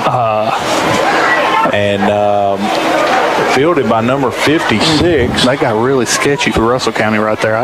Luckily, it was Luke Popwell that caught it, because that could have been a disaster. Yeah, it was a little. It looked like an onside kick. That's the way I'm going to call it. That's the way I saw it. So the ball's going to be spotted at the Adair County 47-yard line. And the starters are still in on defense, Sean. They might just stay on until the fourth quarter starts. So, Adair County with a 3-man front. They got 2 corners and a safety.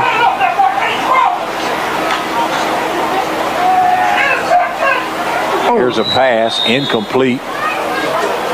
Oh, get up, big guy. And Adair County, is that Blake White now? And he's still down, so... he's getting up. He's going back down. So we're going to send it back. Wait a minute, Jared. We're going to hold the phones here for at least one break here. And I'm going to keep it here, Jared. I'm going to keep it here. Good chance for me to get some of my sponsor reads in. And don't forget, our third and fourth quarter tonight sponsored by Grissom Martin Funeral Home, a quality funeral home in Columbia, offering caring arrangements that realize that a funeral is as much for friends and family as it is for the deceased. Visit their website at grissommartin.com. And our first down sponsor tonight, Columbia Pharmacy. They're a local hometown pharmacy. Check them out. Touchdown sponsor, Breath of Grace Wellness. They offer individual, family, and group counseling for a faith-based perspective. Visit their breathofgracewellness.com page. Timeout sponsor tonight. We hadn't had many timeouts. Napa Auto Parts, Kane Auto Supply. They're your source for quality automotive parts for your car or truck. They also stick tools, equipment, and many other items for cars, heavy-duty trucks, boats, RVs, and tractors.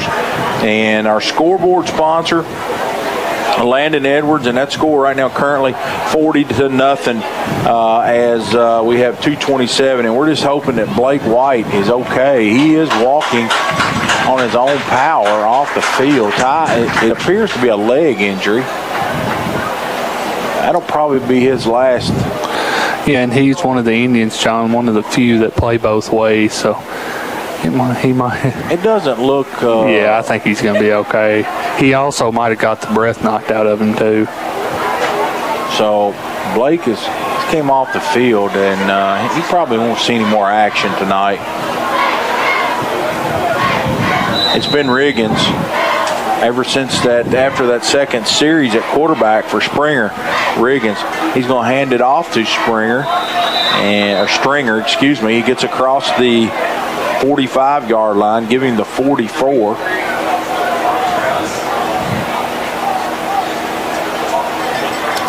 Russell County got some subs in the game on the offensive line. A very impressive looking young man, 69. He comes in at right tackle. That's Clayton Bailey. He's a sophomore, 6'3", 310. He's every bit of 6'3". Probably taller than that. There's a quarterback throw and is incomplete. He was trying to throw to Ashton Leclerc. That was Parker Riggins. Ty, you don't remember, you were too young for this, but part of the old Washington Redskins. They call them the Hogs. John Riggins. You remember John Riggins? That's how I'm remembering him. I remember Tim Riggins from Friday Night Lights, the TV show, not the movie. John Riggins was a big power back that he would drag tacklers. They had a big offensive line. They called them the Hogs. Oh man! Hey, here's a pass that's incomplete. Good He's lucky pressure. he got rid of that one because Malin Copeland's had his sights set on his chest right there in the backfield. Coach Cross is cheering his defense on here as they come off the field. Let's see who's. Yeah, we're gonna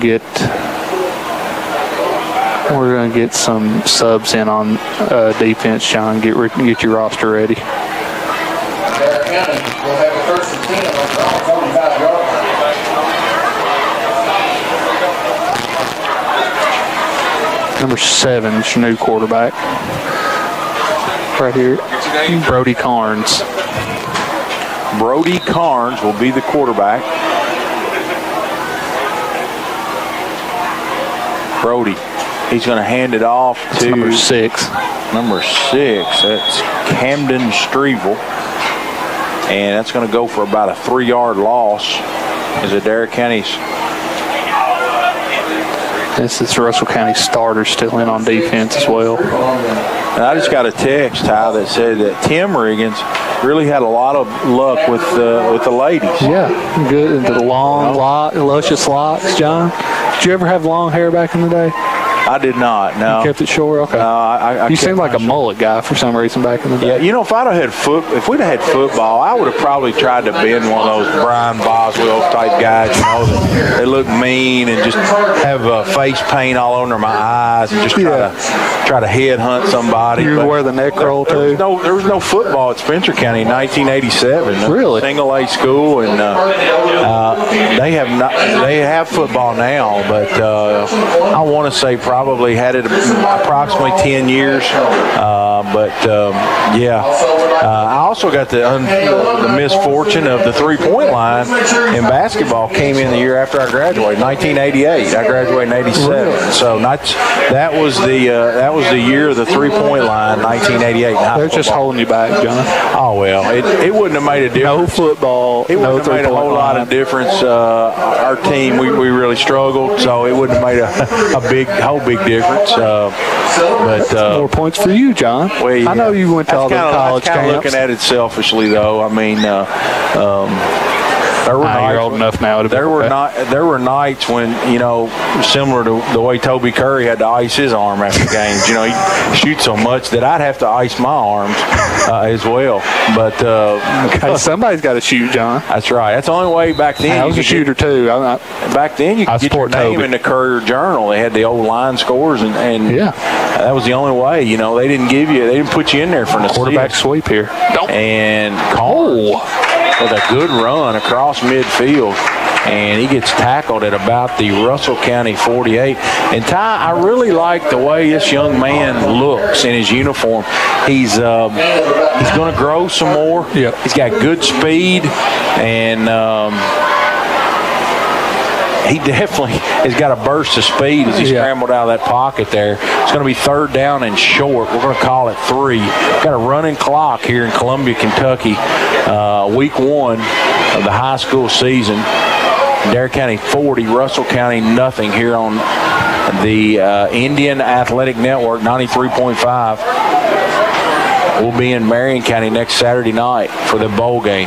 Here's a handoff. What a block right there. Around the right end. He's going to get the first down. Got to give my man number 62 some credit. Who's number 62, John? Ryan Green on the tackle for Russell County. And Bradley Cooper just put somebody on their rear end. A freshman lineman. I think he's the right guard? He's the right guard. He got a great block right there. 62, Bradley Cooper. 26 is also checked in the game. Madden Moye. 27's the wide receiver on the other side, John. Braden Stargell, he split out to the right. So Derek and he got all subs in there. Riker Musselman, he's the lone receiver to the left side. Carnes, he's in the gun. and he's going to hand it to number 6. It gets stood up right at the line of scrimmage.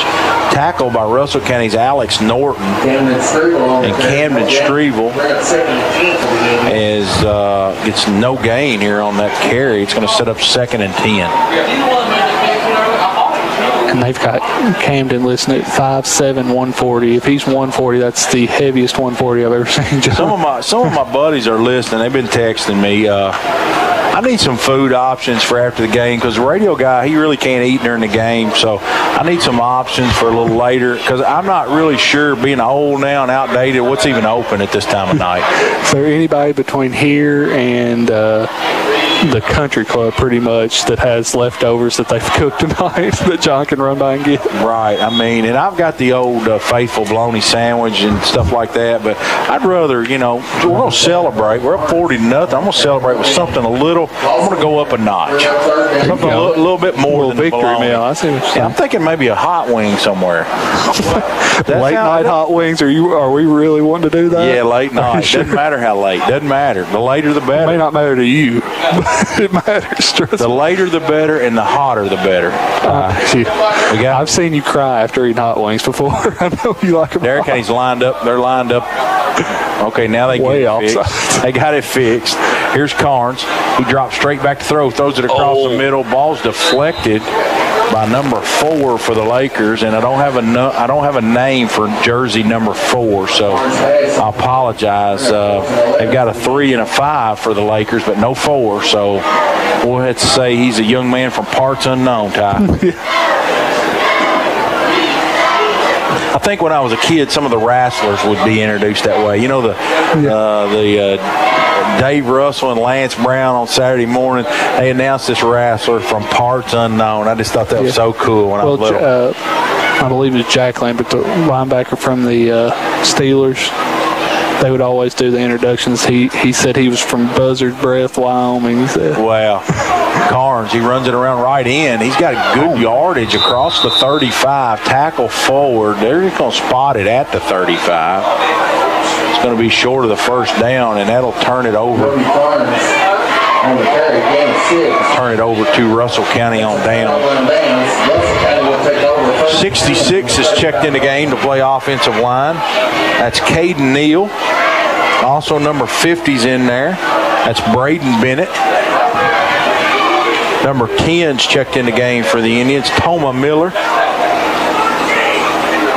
And we got some discombobulation as some of the starters don't know if they're in or out. So we need to call a timeout, I believe. Marcus Crowdus checks in the ball game.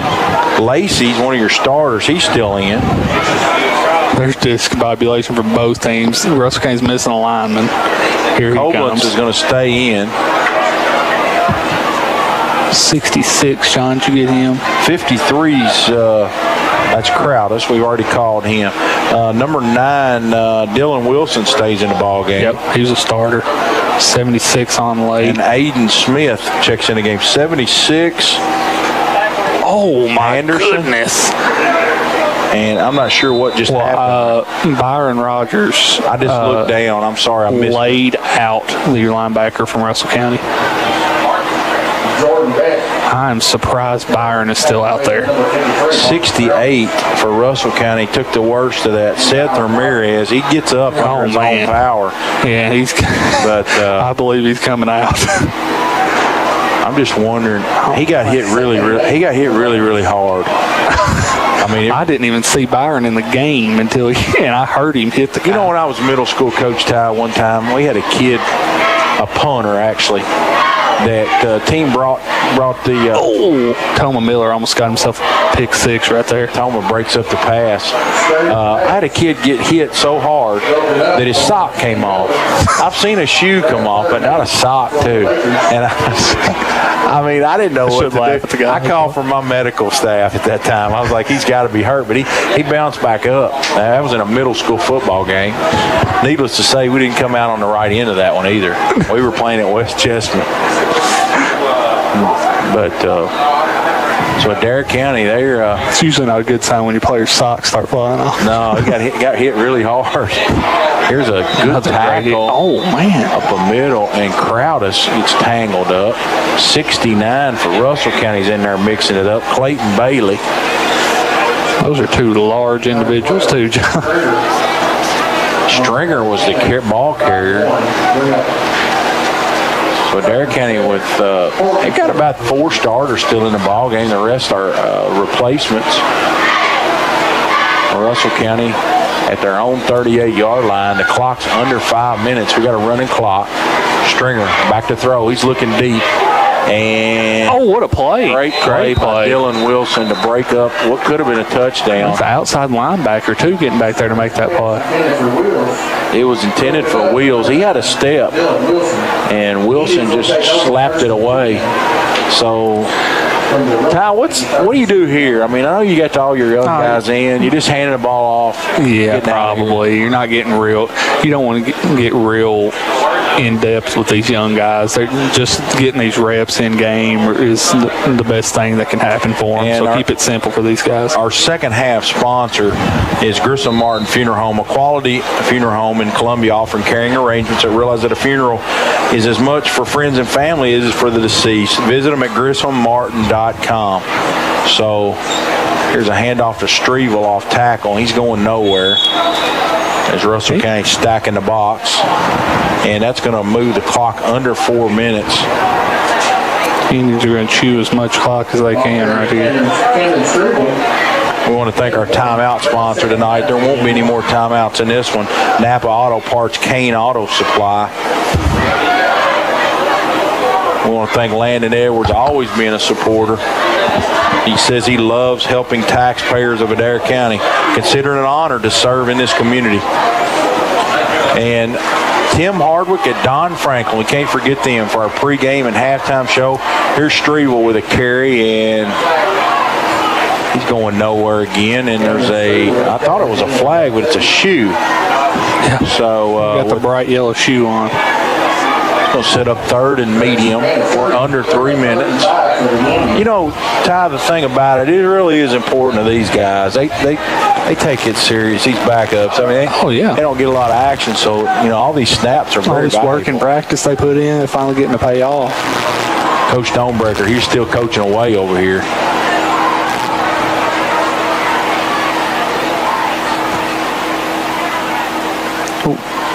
Here's a handoff to Strevel. He's got a good haul this time. I think he's going to get first down yardage. You know, something we have not seen tonight is a fumble. Now I think about it. We have not seen on either side of the ball. No. 2 interceptions, no fumbles. And no fumbles for the Lakers either. It's really strange. We've had a couple interceptions, but no fumbles. You very rarely see a high school football game where there's no fumbles. So Carnes, he's back there. He's trying to put one in the end zone here. 2 minutes to go. Adair County in no hurry. And they're just going to hand it right up the middle of Strevel. You jinxed it. Oh, my gosh, John. And I've got a guy right now saying That's baloney. That's baloney. Johnny Jinx says Strevel fumbles it. Russell no links for you. That's straight baloney right there. Oh, me. You don't even get bread with it either. Just roll it up and eat it. Now we can't really say the wing places that are open because they're not really our sponsors. But you be thinking in your mind when we go off the air because I need some ideas. There ain't many gonna be open right now. Not many options for me No. either. As the crowd's starting to file out of here, a good crowd on both sides tonight. The end zones are. The left end zone, the bypass end zone. There's Russell County goes deep and knocked away by Smith. More people on the track tonight, Ty, that I've seen in the past. And Adair County football has got their signs up down there selling sponsorships. Yeah, quite a few sponsors over there and quite a big crowd. I think they're hanging out down there next to the food trucks, John, just in case they need some some nourishment down there. You know, maybe you can one run down there after the game, see if you can I'm get some all for the leftovers. food trucks, but I will have to give the Adair County football boosters credit last year. I mean, they kept me, they kept my fuel tank at least, halfway full. There's a good tackle. See if I can get a number. 63. Or is that a 5? No, I think that's a 5. 52. 52. They give it young man some credit. He's a starter. No, he's not a starter on defense. Sorry. Jordan Smallwood, that's probably going to be the line. Now, Russell County's going to try to get one more snap off, 6 seconds. Oh, and they fumbled it. And Stringer's going to run with it. Let's hope he don't get hurt. And that's going to do it. Number 7 and 28 on the tackle. Your final score, Adair County 40, Russell County nothing here in Columbia on opening week of football. We're going to take about a 1 minute break. Jordan, 1 minute break. And when we come back, we'll have all the final numbers for you here on the Indian Athletic Network, 93.5 WAIN. United Citizens Bank. This is Matt Loy with United Citizens Bank. Although I'm very proud of all the products and services we offer, the best thing we have to offer is good, old-fashioned customer service. It may seem like banking is moving to smartphones and computers, and while we can do that too, we don't think anything can replace a firm handshake and your confidence in our word. When you think personal service and customer-first banking, think UCB. United Citizens Bank, Equal Housing Lender, member FDIC. Ace Hardware is the only national retailer that carries Benjamin Moore paint. Now, Benjamin Moore's premium quality and huge selection of colors will be right in your neighborhood, along with the award-winning service and advice Ace has always provided for your paint projects. Around the block, what you need in stock with people who know their paint. Be sure to stop by Burton Ace Hardware and check out the Red Hot Buys, including the Ace Rewards exclusive, instantly saving $2 on Kills All-Purpose Primer Gel.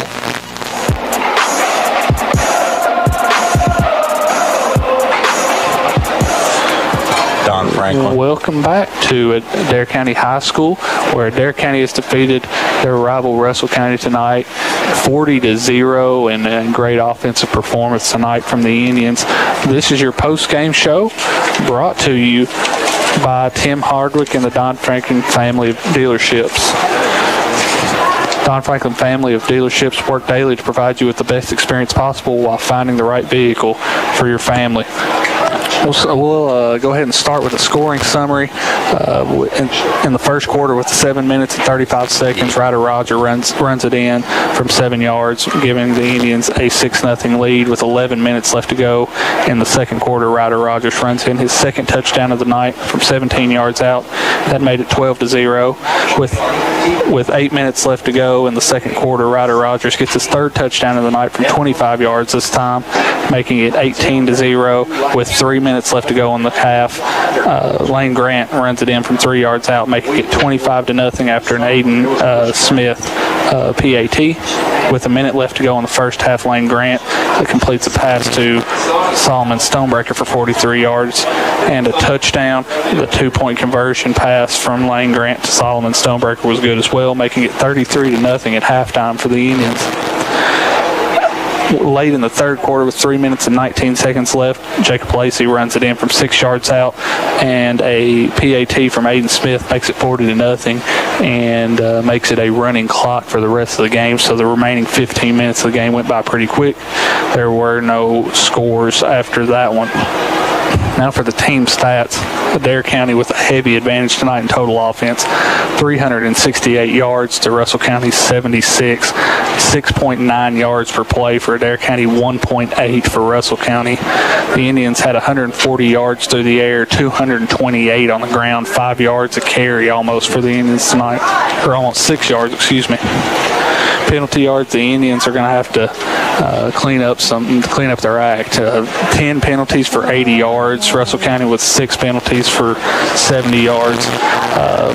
Adair County wins the turnover battle. They only turned the ball over once late in the game on a fumble after John Shelley, with the biggest announcer's jinx known to mankind, put the curse on them. Russell County turned the ball over twice with 2 interceptions, both in the first half. First downs tonight, Indians win the battle 23-4. And third down tonight, the Indians were 4 of 11 to Russell County's 2 of 12, and the Indians were 3 of 4 on fourth down attempts tonight, while Russell County was 0 for 5.